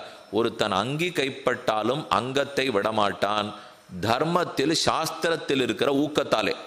எனக்கு சாஸ்திரத்தில் ஊக்கம் இருக்குன்னு வச்சுங்க, நிஜமா அங்கேயே கிடச்சிட்டா கூட, பகவானே கிடச்சிட்டாலும் பண்ணிட்டு இருக்கிற எடுத்த காரியத்தை மட்டும் விட்டுவிடவே மாட்டேன். பீஷ்மாச்சாரியரை பற்றி ஒரு சரித்திரம் உண்டு. அவர் தன் தந்தையார் சந்தனுவுக்கு பிண்ட பிரதானம் கொடுத்து, சந்தனு போயிட்டார், போன சந்தனுக்கு பீஷ்மர் பிண்ட பிரதானம் பண்ணுறார். அந்த பூமோ தத்தேன பிண்டேனான்னு மந்திரம் வரும், பூமியிலே பிண்டத்தை வைக்கணும், உதக தீர்த்தத்தை விடணும், எள்ள விடணும், மார்ச்சேயந்தாம்னு சொல்லி விடுவா. அது விடுறச்சே இந்த பீஷ்மரிடத்தில் அப்பாவுக்கு இருந்த ஆசை, பூமியிலேருந்து தன் கையை நீட்டினார். அவர் போயிட்டார், கையை நீட்டி, பிள்ளாய் நான் நேரையே உங்கள்கிட்ட பிண்டத்தை வாங்கிக்கிறேன்னார். பீஷ்மர் நிறுத்திட்டு தரமாட்டேன்னு விட்டார். ஏன், நான் தான் உங்கள் அப்பா, எனக்கு தானே நீ பிண்டம் கொடுக்குறேன்னா, சாஸ்திரம் பூமியில் பிண்டம் கொடுன்னு சொல்லித்து, நீர் திடீர்னு கையை தூக்கினாலாம் நான் கொடுக்க மாட்டேன்னு விட்டார். அவர் வேதத்தை சொல்லித்துங்கிறதுக்காக உமக்கு பண்ணிட்டு இருக்கேன். அப்போ நீர் ஆசைப்பட்டீர் நான் ஏதானு பண்ண ஆரம்பித்தா அவனவன் தன் ஆசைப்பட்டபடிக்கு பண்ண ஆரம்பிப்பான். அது சாஸ்திரம் எந்த ஆசைப்பட்டதோ அதைத்தான் நாம் பண்ணுவோம். கையை எடுத்துக்கும்னுட்டு பூமியில தான் அவர் பிண்டம் கொடுத்துருக்கார். சொந்த அப்பா நேரம் வந்து கேட்கச்சே கூட தரமாட்டேன்னு விட்டார். ஆக தர்மம் இருந்தால் கண்ணனே கைப்பட்டாலும் அந்த தர்மத்தை விட்டு விட முடியாது. நேர ராமானுஜர் நம்பெருமாள் இடத்துல சரணாகதியை நொட்டிக்கிறார். என்ன வேணும்னு பெருமாள் கேட்கிறார். முக்தின்னு கேட்டார், கொடுத்துட்டார். அது போரன்னி வரைக்கும் நான் என்ன பண்ணணும்னு சுவாமி கேட்டார். அத்தைவ ஸ்ரீரங்கே சுகமாஸ்வ துவயமர்த்தானுசந்தானேன சக யாவத் சரீரபாதம் அத்தைவ ஸ்ரீரங்கே சுகமாஸ்வ. இந்த திருமேனி கீழே விழற வரைக்கும் துவய மகாமந்திரத்தை அர்த்தத்தோட அனுசந்தித்து கொண்டு இந்த ஸ்ரீரங்க மகாநகரத்திலேயே இரும் என்று பெருமாள் சொன்னார். வாழ்ந்தாச்சு, உண்மை உறுதி. அப்போ மோட்சமே நிச்சயமா எடுத்து சொல்லாதவர் அவரே சொல்லிட்டார். ஆனால் அதுக்கப்புறம் ஒரு நாள் சந்தியாவந்தனை விடலை, ஒரு நாள் உஞ்ச விருத்தியை விடலை, ஒரு நாள் திருவாராதனத்தை விடலை. எதுக்கு சுவாமி? அவரே கிடைச்சிட்டாரே என்றால் இது எல்லாத்தையும் அவ என்னைக்குமே அவர் கிடைக்கணுங்கிறதுக்கு உபாயமா பண்ணதே இல்லையே, அது முன்னாடியே பண்ணது இல்லையே. அப்ப இது இத்தனையும் கைங்கரியமா தான் பண்ணியிருக்கா. அப்ப அவர் கிடைச்சுட்டாலும் கைங்கரியம் விட்டு போடுமா? மோட்சத்துக்கே போனாலும் கைங்கரியம் நிற்க போறது இல்லையே. ஆகவே இவர்கள் இப்ப மார்கழி நீராடுவது உபாயமாக அல்லன்னு தெரிஞ்சுக்கணும். மார்கழி நீராடி அவர்கிட்ட கேட்க வரல, நீராடுறது பகவானுடைய ஆனந்தத்துக்காக. மார்கழி நீராடுவான் மேலையார் செய்வனகள் வேண்டுவன கேட்டியேல். மேலும் இப்போ மார்கழி நீராட்டம் பண்ணாமல் மழையெல்லாம் பெய்யாத படுத்துனா அப்போ இத்தனை பேரும் இசைந்து சரி ஆண்டாள் கண்ணன் அடையட்டம்னு ஒத்துன்னு இருக்காளோ இல்லையோ, அவளுக்கு உரிய நல்லது நடக்க வேண்டாமா? நமக்கு கண்ணன் கிடைக்கிறது பலம், ஆனால் ஊராருக்கு மழை பெய்யறது பலம். அப்போ அந்த வருஷம் மழை பெஞ்சு அவளுக்கு நல்லது நடக்கணுமே, அதற்காகத்தான் மார்கழி நீராடுவான் மேலையார் செய்வனகள் வேண்டுவன கேட்டியேல்.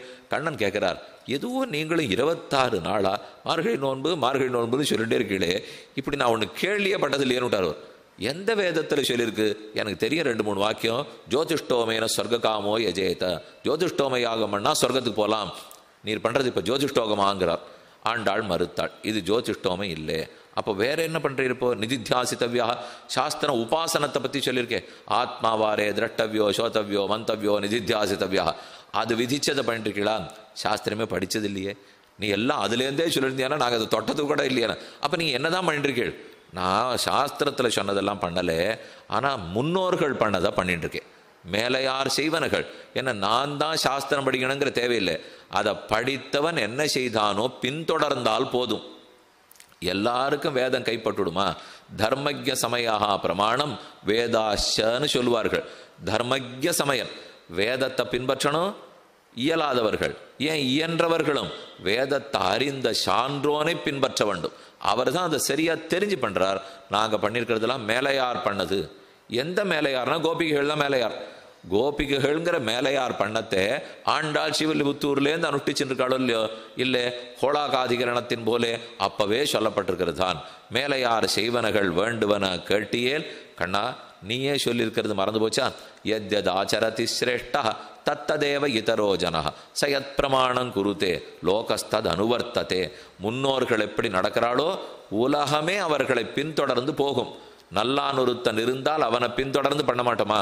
அதை போல நாங்க செய்யறதும் மேலையார் செய்வனகள் வேண்டுவன கேட்டியேல். ஏன் கேட்டுக்கொண்டு தானே இருக்கிறார். இப்ப என்ன புதியதாக வேண்டுவன கேட்டியேல்னால் இப்பதான் சொல்றார் பராக்கு பார்க்கறான்னு.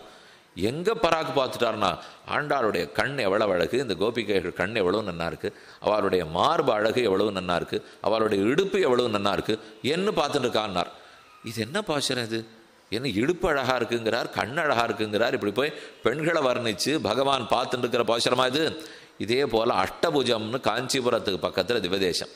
வஞ்சி மருங்குல் நெருங்க நோக்கி வாய் திறந்து ஒன்று பணித்ததுண்டுன்னு திருமங்கையாழ்வாருடைய பாசுரம். வஞ்சி மருங்குல் நெருங்க, திருமங்கையாழ்வார் பரகால நாயக்கினுடைய எடை ரொம்ப சிறுத்து போச்சான். நெருங்க நோக்கி அந்த சிறுத்த எடையை நம்ம கண்ணன் கிட்டக்க பெருமாள் பார்க்குறார். பார்த்துட்டு ஒன்று பணித்ததுண்டு, வாயை திறந்து ஒரு வார்த்தை சொல்கிறார். சின்ன இடுப்பை பார்த்து என்ன சொல்லியிருப்பார்? ஒன்று அங்கே வச்சுங்க. நாகப்பட்டினம் சௌந்தரராஜ பெருமான் திருமொழியில் 9ஆம் பத்து தொடங்குறது. பொன்னிவர்மேனி மரதகத்தின் பொங்கிளஞ்சோதி அகலத்தாகம் மின் இவர் வாயில் நல் வேதமோதும் வேதியர் வானவர் ஆவர் தோழி என்னையின் நோக்கி என் நல்குலன் நோக்கி ஏன் திளங்கொங்கையின் நோக்குகின்றார் அன்னையன் நோக்கும் என் நஞ்சுகின்றேன். அச்சோ ஒருவர் அழகியவா, என்ன அழகு அந்த சௌந்தரராஜன், அச்சோ ஒருவர் அழகியவா கிட்டக்க வராராம். இந்த பரகால நாயக்குடைய கண் எப்படி இருக்கு பார்க்குறார், கழுத்து சங்கு கழுத்தா எப்படி இருக்கு பார்க்குறார், மார்பு எப்படி மேடிட்டு எவ்வளவு அழகா இருக்குன்னு பார்க்குறார், இடை சிரிப்பா இருக்குன்னு பார்க்குறார். தோழி எனக்கு ரொம்ப வெக்கமாகவும் இருக்குது, பயமாகவும் இருக்குது. இவர் கிட்டக்கு இப்படிலாம் பார்க்குறது எனக்கு ரொம்ப பிடிச்சி தான் இருக்குது. ஆனால் அதே சமயம் அம்மா பார்த்துருவாளோன்னு வேற எனக்கு பயமாக இருக்குது. அன்னையன் நோக்குமென் அஞ்சுகின்றேன், என் தாயார் பார்த்து என்ன சொல்லிடுவாளோன்னு பயமாக இருக்குது. அச்சோ ஆனாலும் அந்த வெக்கத்தினால நான் பார்க்க மாட்டேன்னு சொல்லியிருக்கணுமோ இல்லையோ, அந்த வெக்கத்தை தாண்டி அவனை பார்க்கணும்னு தான் தோணித்து தோழி. அன்னை என் நோக்கும் என்ன அஞ்சுகின்றேன் அச்சோ ஒருவர் அழகியவான்னு பாசுரம். இப்போ இந்த பாசுரத்தெல்லாம் கண்ணுங்கிறாரே, திருமார்புன்னு சொல்கிறாரே, இடையன்னு சொல்கிறாரே, இதெல்லாம் என்ன வெறும் காமப்பாடல்களா இல்லை பெண்களை தான் வர்ணிச்சுட்டு இருக்காரானால்? இல்லை அதெல்லாம் வர்ணிச்சுருக்கல. இப்போது கண்ணன்னு சொல்லுவது தான் ஞான யோகத்தை குறிக்கும், மார்புன்னு சொல்லுவது தான் பக்தி யோகத்தை குறிக்கும், இடைன்னு சொல்லுவது தான் வைராக்கியத்தை குறிக்கும். இடையினாலே சிறுக்கணும் இல்லையோ, வைராக்கியம்னா என்ன? ஆசை சிறுத்தல் தானே வைராக்கியம். ஏதோ புருஷார்த்தம் பிரயோஜனாந்தரத்துக்கு போகிறோம், அந்தந்த பிரயோஜனங்கள்லாம் சிறுக்கிறதுனா அப்போ இடையழகுன்னு சொன்னால் கோபிகைகளுடைய வைராக்கியத்தின் அழகு. இவ எதையும் விரும்பலையே, எங்கிட்ட வந்து உன்னை எருத்தித்து வந்தோம்னா வேற எதையுமே நம்மகிட்ட கேட்கல. அப்போ ஆசை சிறுத்தபடியால் இடை அழகுன்னு அர்த்தம். அதே மார்புன்னு சொன்னாலே என்ன? இப்போ பெறத்தியாருடைய இன்பத்துக்காகவே இருக்க போகிறது. இப்போ அதே போல பக்தி பகவானுடைய இன்பத்துக்காகவே இருக்கிறது பக்தி இல்லையோ. அப்ப நமக்குன்னே இவர்கள் இருக்கிறார்கள். என்ன இவர்கள்? பக்தியை கண்டு உகந்தான் எம்பெருமான். கண்ணுனாலே ஞானம் கூர்மை, கண்ணு கூர்மையா தெரியறதுன்னா ஞானம் நன்னா இருக்குன்னு அர்த்தம் இல்லையோ. அதனால ஞான யோகத்தை கண்டான். இந்த பெண்களுடைய பக்தி என்ன, ஞானம் என்ன, வைராக்கியம் என்ன, இதே தான் அங்கேயும் அஷ்டபுஜ பதிகத்திலேயும் வஞ்சி மருங்குல் நெருங்க நோக்கி வாய் திறந்து ஒன்று பணித்ததுண்டு. வாயை திறந்து பெருமாள் ஒரு வார்த்தை சொன்னார். என்ன சொன்னார்? நாள் பெண்ணே, உன் இடுப்பு ஒடிஞ்சிய படும்போல் இருக்கே, ரொம்ப மெலிச்சா இருக்கே, 8 கை எனக்கு இருக்கு, நான் தாங்கிக்கிட்டமானாராம். கைகள் 8 இல்லையோ. அதுக்கு பெரியவாச்சன் வியாக்கியானத்தில் சொல்றாரு. என்ன சொல்றாரு இவர்? இடுப்பு ஒடிஞ்சு போடும் போல் இருக்கே, நான் தாங்கட்டுமா? இது என்ன காதலன் காதலின் இடத்துல பேசுறதா? முதல்ல வாய் திறந்து ஒன்று பணித்ததுண்டுன்னு இருக்கும் இல்லையோ. ஒன்றுனா பாட்டில் அதுக்கு மேலே என்ன ஒன்றுன்னு இல்லவே இல்லை. வாயை திறந்து ஒன்று சொன்னார்னு தான் இருக்குது. ஆனால் உரையாசிரியர் கேட்டார், அது என்ன ஒன்று, ஏன் ஒன்றுன்னா சொல்லலை, ஒன்றுன்னா என்னன்னு சொல்ல வேண்டாமான்னால், ஒரு காதலன் தன் பெண்ணு வந்து காதலி, அந்த காதலியின் இடத்துல காதலன் பேசினத்தான் அம்மாவை கூப்பிட்டு இந்த ரகசியம்லாம் என் காதலன் சொன்னார்னு சொல்லிப்படா, எந்த பொண்ணும் சொல்லிக்க மாட்டா, வெக்கமாக இருக்காதா? அதனால தான் ஒன்று பணித்தது உண்டு. இல்லை ரெண்டாவது அர்த்தம், அவர் பேசினார் தோழி, ஆனால் பேசுறதுக்கு வாயை திறந்தது, கண்ணை மலர்த்தினது, மூக்கை வடைத்தது தான் தெரிஞ்சுது. என்ன சொன்னார்னு தெரியவே இல்லையே. அவர் முகவரி சொன்னார், பேர் சொன்னார், அதையே நான் கேட்டுக்கலையே. ஒன்றும் தெரியாது விட்டுட்டேன். வாய் திறந்து ஒன்று பணித்ததுண்டு, இதைத்தான் சொன்னார். இடுப்பு ஒடிஞ்சிடும் போல் இருக்கே, ரொம்ப மின்னடைய நுண்ணடையாரா இருக்கியே, மின்னடமடவார்கள்னு இருக்கிறாயே, அப்போ என்னுடைய 8 கைகளால் தாங்கட்டுமான அர்த்தம் என்ன?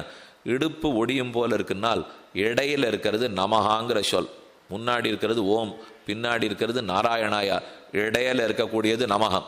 நமகான்னு அர்த்தம் இல்லை எனக்கு நான் அல்லேன், எனக்கு நான் அல்லேன், நான் உனக்குரியவன். அப்போ எப்போ பெண்ணே எனக்கு நீ அல்லை, எனக்கு நீ அல்லைன்னு சொல்லுண்டியோ, எனக்கு நான் அல்லேன் நீ சொல்லுண்டியோ, அப்போ பொறுப்பாருதாருது, பகவானது பொறுப்பாரு சொல்லியோ. அப்போ பொறுப்பு எங்கிட்ட வந்துட்டா அதை நன்னா நிர்வகிக்கத்தான் 8 கைகள் வச்சுருக்கேன், கவலைப்படாதே. நீ எத்தனை நேரம் பேசினாலும் உன்னை தாங்கிறதுக்கு நான் இருக்கிறேன். அப்போ நமகாங்கிற சப்தத்தினுடைய பொருள் புரிஞ்சுவிட்டால் நாம் ரட்சித்து கொள்ள வேண்டாம், அவன் ரட்சிக்கிறான்கிறதான் அஷ்டபுஜத்திலையும் பார்த்தோம், இங்கேயும் பார்த்துருக்கோம். ஆண்டாளுடைய அழக கண்ணன் பார்க்குறார். இவர் என்ன எங்கேயோ பராகு பார்க்குறார். அதே போல தாங்க நாகப்பட்டினம் சவுந்தரராஜ பெருமாளுக்கு பரகால நாயகி பாசுரம். என்னை இப்படி பார்க்குறாரே தோழி, யார் என்ன பார்த்துருவாளோ பயமா இருக்குன்னு சொன்னாலோ இல்லையோ, இங்கேயும் கண்ணன் அப்படி பார்க்க மேலே யார் செய்வனர்கள் வேண்டுவனா கேட்டியேல், கேட்டியேல் நீ கேட்டாயானால். அப்போ இத்தனை நாள் என்ன பண்ணியிருந்தார்? பார்த்துருந்தார், இனிமே கேட்க போறார். பார்க்கறதுக்கு அழகா இருக்கா, கேட்கறதுக்கு அழகா பேசுறா, பார்க்கறதுக்கு நன்னா இருந்தா பார்த்துன்னு வந்துட்டார். மதுரா மதுராலாபா கிமாக மம பாமினின்னு ஸ்லோகம். ஹனுமான் சீதையை பார்த்துட்டு வந்துட்டவர் அக்கறைக்கு போனார். ராமன்ட்ட கிஷ்கிந்தேன் இடத்துல விஷயத்தை எடுத்து சொல்றார். சட்டுன்னு முடிச்சிட்டார். போனேன், தாண்டினேன், பார்த்தேன், மோதிரத்தை கொடுத்தேன், சூடாமணி வாங்கிட்டேன், அழிச்சேன், துவம்சம் எல்லாம் முடிச்சு போச்சு இல்லையோ. அசோகவனத்தை ஒரு பெரிய உழல் தடி, ஒரு இரும்பு உலக்க இருந்தது. இவள்கிட்டெல்லாம் பேச்சுவார்த்தையெல்லாம் நடக்காதுன்னு உடனே தெரிஞ்சின்றார். ஒரு ஷோட்னார், 4 பேர் விழுந்தான்னா 400 பேர் வந்தான். இன்னொரு ஷோட்னார், அவனும் போனான். அக்ஷகுமாரன் வந்தான், போயிட்டான். இந்திரஜித்து பிரம்மாஸ்திரத்தை பிரயோகம் பண்ணா, கட்டுப்பட்டாப்புல நடிச்சார், போனார், ராவணனுக்கே உபதேசம் பண்ணார், வந்துட்டார். வந்தது எல்லாத்தையும் 2 நிமிஷம் சொல்லிட்டார். என்ன ஹனுமன் இவ்வளவு சுருக்கமாக சொல்லிட்டே? போனதுலேருந்து மெதுவா சீத்தை வார்த்தை என்ன பேசினாள்னு சொல்லும். அவ பேச்சு தனிச்சிறையில் விளப்புற்ற கிளிமொழியாள். அப்படி கிளிமொழி ஆட்டம் சீத்தை பேசிவிடலாம். அதனால அந்த மாதிரி அவசரப்பட்டு சொல்லாதியும். அவர் பேசின ஒரு வார்த்தையும் சொல்லும்னா ஹனுமான் புரிஞ்சுக்கிறார். தேவலையே, பெருங்காதலனா இருக்கார் இவர். அவ என்னென்ன பேசியிருக்கான்னு ஆதியோட அந்தமா ஆரம்பிச்சார். இப்படி சொன்னா சீத்தை, இப்படி சொன்னார். கடைசியா சொன்னார், இந்த ராமன் வெறுமை எதுக்கு உட்காண்டிருக்காருன்னு கேட்க சொன்னாருட்டார். இத்தனை நாளி நல்லா இருந்ததோ இல்லையா பேச்சுப்போ, நீர் தானே பேச்சில் இனிமே கேட்கணும்னு சொன்னீர். அந்த சீதை தான் சொன்னா, சரைஸ்து சங்குலாங்கிருத்வா லங்காம்பர பலார்த்தனா மாம்னயேத்ததி காக்குத்ஸா தத்தச சரிசம்பவேத். ராமா, அவ எவ்வளவு தூரம் ஒரு நம்பிக்கையில் இருக்கா தெரியுமா? என் முதுகலை எழுந்துருளை பண்ணிண்டு ஒரு சீடன், ஒண்ணுமில்லாத ஒரு பக்தன், கடைநிலை ஊழியன், அடியன் கொண்டு போய் தேவிய ராமனிடத்தில் சமர்ச்சுறேன்னு சொன்னேன். ஆனா அவ ஒத்துக்கலையே. அந்த ராமன் வரணும், அந்த சார்ங்கத்தை எதிர்பார்த்து தான் நான் இருப்பேனே தவிர என் சொல்ல எதிர்பார்த்து நான் இல்லை. இனிமேல் ராமா நீ தாமதித்தாலும் நாங்க தாமதிக்கிறதா இல்லை. எப்ப எங்க மாதா சீதா இந்த வார்த்தை சொன்னாலோ உடனே புறப்பட வேணும்னு ஹனுமான் பிரார்த்திக்கிறார். வாய் வார்த்தை ராமன் சொல்லணும்னு சுக்ரீவன் எதிர்பார்த்துட்டு இருக்கான். அவர் இந்த நட்சத்திரம் நன்னா இருக்கே புறப்படலாமாங்கிறதுக்குள்ளே சுக்ரீவன் தம் வாளை எடுத்து பக்கத்தில் இருக்கிற பாறையில் அடிச்சானான். குரங்கு வாழை பாறையில் அடிச்சு கொடுத்துன்னா சந்தோஷப்பட்டு கொடுத்து புறப்பட்டாச்சுன்னு அர்த்தம். அதற்கப்புறம் நிக்கலிய எத்தனை கோடி குரங்குகளோ, மனுஷாலே ஒரு லட்சம் பேர் ஒரு இடத்துல சேர்ந்தா ஒன்றும் தாங்காது. குரங்கு 1 கோடி சேர்ந்தா என்ன ஆகும்? துவம்சம்தான். அதுக்கப்புறம் ஒரு இடத்துல ஒன்று நிற்க போகிறதா? அங்கே தாவ ஆரம்பித்தவா திருப்புல்லாணி ராமேஸ்வர கரையில் வந்து தான் நின்னான். ஏதும் புரியல. அப்புறம் போனான்னு சரித்திரம் இல்லையோ, எல்லாம் அவன் கைபார்த்திருத்தல் எதிர்பார்த்திருத்தல். வேண்டுவன கேட்டியேல் நீ கேட்டாயானால். அப்படி ராமன் சீத்தை பேசினத்தை கேட்டிருக்கார். கேட்டது சீத்தை கேட்டதே. இங்கே பெண்கள் பேசுறத கண்ணன் கேட்கணும்னு ஆசைப்படுறார். சரி பேசுவோம், என்ன வேணும்னு கண்ணன் கேட்கிறார். ஒன்றுனா சொல்ல போறார். பாலன்ன வண்ணத்துன் பாஞ்சசன்னியமே போல்வனா சங்கங்கள். இனிமேல் சுலபமாக பார்த்துடலாம். பாலன்ன வண்ணத்துன் பாஞ்சசன்னியம், அந்த பாஞ்சஜன்யத்தை நீ ஊதின போது சகோஷோ தார்த்தராஷ்டிராணாம் ஹிருதயானி வெதாரயத்து. அந்த கோஷம் திருத்தராஷ்டிர புத்திரர்கள் 100 பேருடைய ஹிருதயத்தை உளுத்து போக வச்சுது. என்ன கீதை முதல்ல அத்தியாயம் இல்லையோ, பாஞ்சஜன்யம் ரிஷிகேஷா தேவதத்தன் தனஞ்சயா. தேவதத்தம்ங்கிற சங்கத்தை எடுத்து தனஞ்சயன் ஊதினார். பாஞ்சஜன்யத்தை எடுத்து ரிஷிகேசன் ஊதினார். அந்த ஒலி கேட்ட திருத்தராஷ்டிர புத்திரர்கள் மனசு உளுத்தே போச்சு.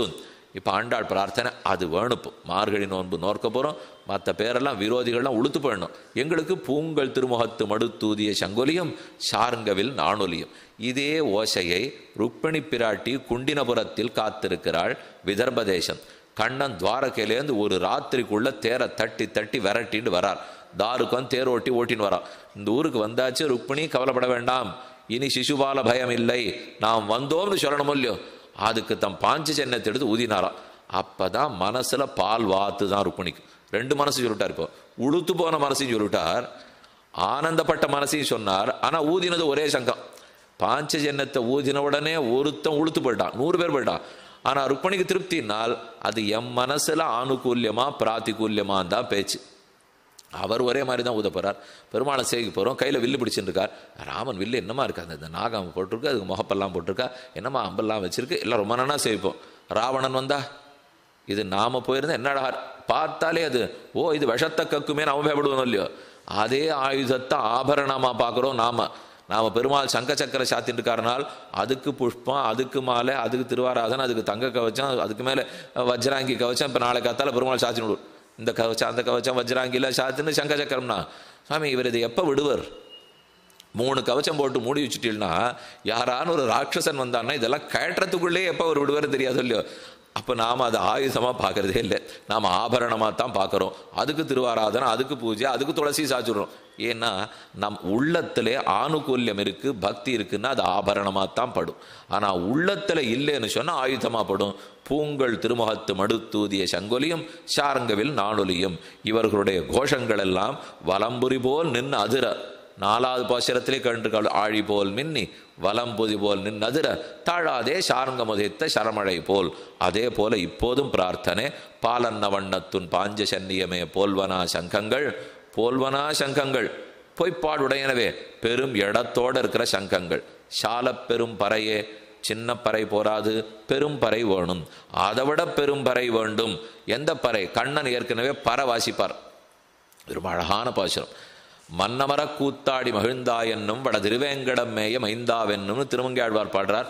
திருநெடுந்தாண்டகம்னு 30 பாட்டு. இது ஒரு 30 பாசுரம்னா அது ஒரு 30 பாசுரம். அதை கேட்டால் தான் இந்த திருநெடுந்தாண்டகத்தினுடைய அழகே என்னன்னு புரியும். திருப்பாவைக்கு ஒரே அர்த்தம், திருநெடுந்தாண்டகத்துக்கு மற்றொரு அர்த்தம். திருப்பாவையால் பெயர் பெற்றவர் ராமானுஜர், திருப்பாவை ஜீயர்னு பேர். அதே போல பராசர பட்டருக்கு ஊற்றமெல்லாம் திருநெடுந்தாண்டகத்திலே. அவர் திருநெடுந்தாண்டக சாஸ்திரம் வல்லார்னே பேர் பெற்றார். அதில் தான் இவர் சாதிக்கிறார், மன்னமர கூத்தாடி மகிழ்ந்தாய். கண்ணனுக்கு குடக்கூத்து ரொம்ப நாள் ஆட தெரியும். அப்படின்னா இந்த இந்த பக்கம் 4 குடம், இந்த பக்கம் 4 குடம், இது இப்படி தூக்கி போட்டுட்டே இருக்கணும். ஆகாசத்தில் இந்த குடம் ஒன்றும் கீழே விடப்படாது. இது போயிட்டு கை மாறிண்டே இருக்கணும், அது போயிட்டு கை மாறிண்டே இருக்கணும். இது மாறிக்கிறதுக்குள்ளே தலையில் அவ்வளோ நீளமாக குடத்தை வச்சுக்கணும். அதுவும் கீழே விடாத ஆடிண்டே இருக்கணும். கையில் இருக்கிற குடம் ஆடிண்டே இருக்கணும். இதுக்கு குறுக்கே இடுப்பில் பறைங்கிற வாத்தியத்தை கட்டிண்டு குறுக்கு இதை வாசிக்கணும்.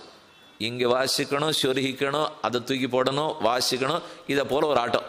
இந்த ஆட்டத்தில் கண்ணன் பிறக்கிறதுக்கு முன்னாடி நந்தகோபாலனுக்கு தான் முதல் பரிசு. கண்ணன் பிறந்தாரோ இல்லையோ, அவர் ஆடுறதையும் நிறுத்திட்டார். எல்லாத்தையும் கண்ணன்ட்ட விட்டாச்சு. இப்போ நாம் இப்படி வச்சுக்கணும். இப்போ காமு காப்பி, கண்ணனுக்கு முன் கண்ணனுக்கு பின். நமக்கு தெரிஞ்சது இதுதான். இப்போ அதனால் கண்ணன் அவதரிக்கிறதுக்கு முன்னாடி நந்தகோபாலன் ஜெயிச்சிருந்தார். கண்ணன் அவதரித்த நாள்லேருந்து கண்ணனை ஜெயிக்க ஆரம்பிச்சுட்டார். அந்த கொடக்கூத்தை பார்க்கத்தான் வாராயோ என்னாருக்கு சென்னேனன் வல்வினையால் போனேன் தோழி. அங்கே மன்றத்துக்கு நடுவில் கொடக்கூத்து ஆடுறாருனார். போனேன், பார்த்தேன். கூத்தாடினவரும் முடிச்சுட்டு கிளம்பி போயிட்டார். பார்த்துந்தவாலும் கிளம்பி போயிட்டார். நான் மட்டும்தான் உருகி போய் அங்கேயே கிடந்தேன். மற்ற எல்லாரும் எழுந்து போயிட்டாளேன்னு திருவங்கியாழ்வார் பரகால நாய்க்கு பாசனம். இப்போ ஆண்டாள் சொல்லுவது, அந்த ஏதோ இந்த நார்ச்சந்தியில் வச்சுன்னு ஒரு பறையன்னு வாசியாமே, அதை நான் கேட்கல. இது சால பெரும்பறை கேட்கிறோம். நீ அங்க வாசிச்சதை மட்டும் கேட்கல. நீ திருவிக்கிரமாவதாரம் பண்ண போது ஜாம்பவான் 32 தடவை சக்கரவாளகிரியை சுற்றி வந்தார். அவ்வளோ சக்தி அவருக்கு இருந்தது. அத்தனை தரம் சுற்றி வந்து இடுப்பில் ஒரு பேரி வாத்தியத்தை கட்டிண்டு திருவிக்கிரமன் ஜெயித்தார்னு அவர் தான் தண்டோரா போட்டிருக்கார். அதை மாதிரி சின்ன பறையெல்லாம் எங்களுக்கு போறாது. இது என்ன அதெல்லாத்தையும் ஆண்டாள் சின்ன பறைங்கிறா. அப்போ உங்களுக்கு என்னதான் பறை வேணும்னால் அப்படியே ஆனேற இடம் மீழ்வதற்காக, குழந்தை கண்ணுக்குட்டி மாடு இதெல்லாம் திருப்பி வர்றதுக்காக வாசிப்பியாமே, அந்த பறை பெரும் பறை. சால பெரும் பறையே பல்லாண்டு இசைப்பாரே. நமக்கு பல்லாண்டு பாடுவதற்கு ஆள் வேணும். கோல விளக்கே, அழகிய விளக்கு வேண்டும். கொடியே, திருக்கொடி ஆடி கொண்டு போக வேண்டும். விதானமே, மேல்கட்டி விதானம் பனி பெய்யாமல் இருப்பதற்கு வேண்டும். அனைத்தும் வேண்டும். கண்ணன் கூறுகிறார், நீ சொல்றது ஒன்னொன்னையும் கஷ்டம் இருக்கு ஆண்டாள்.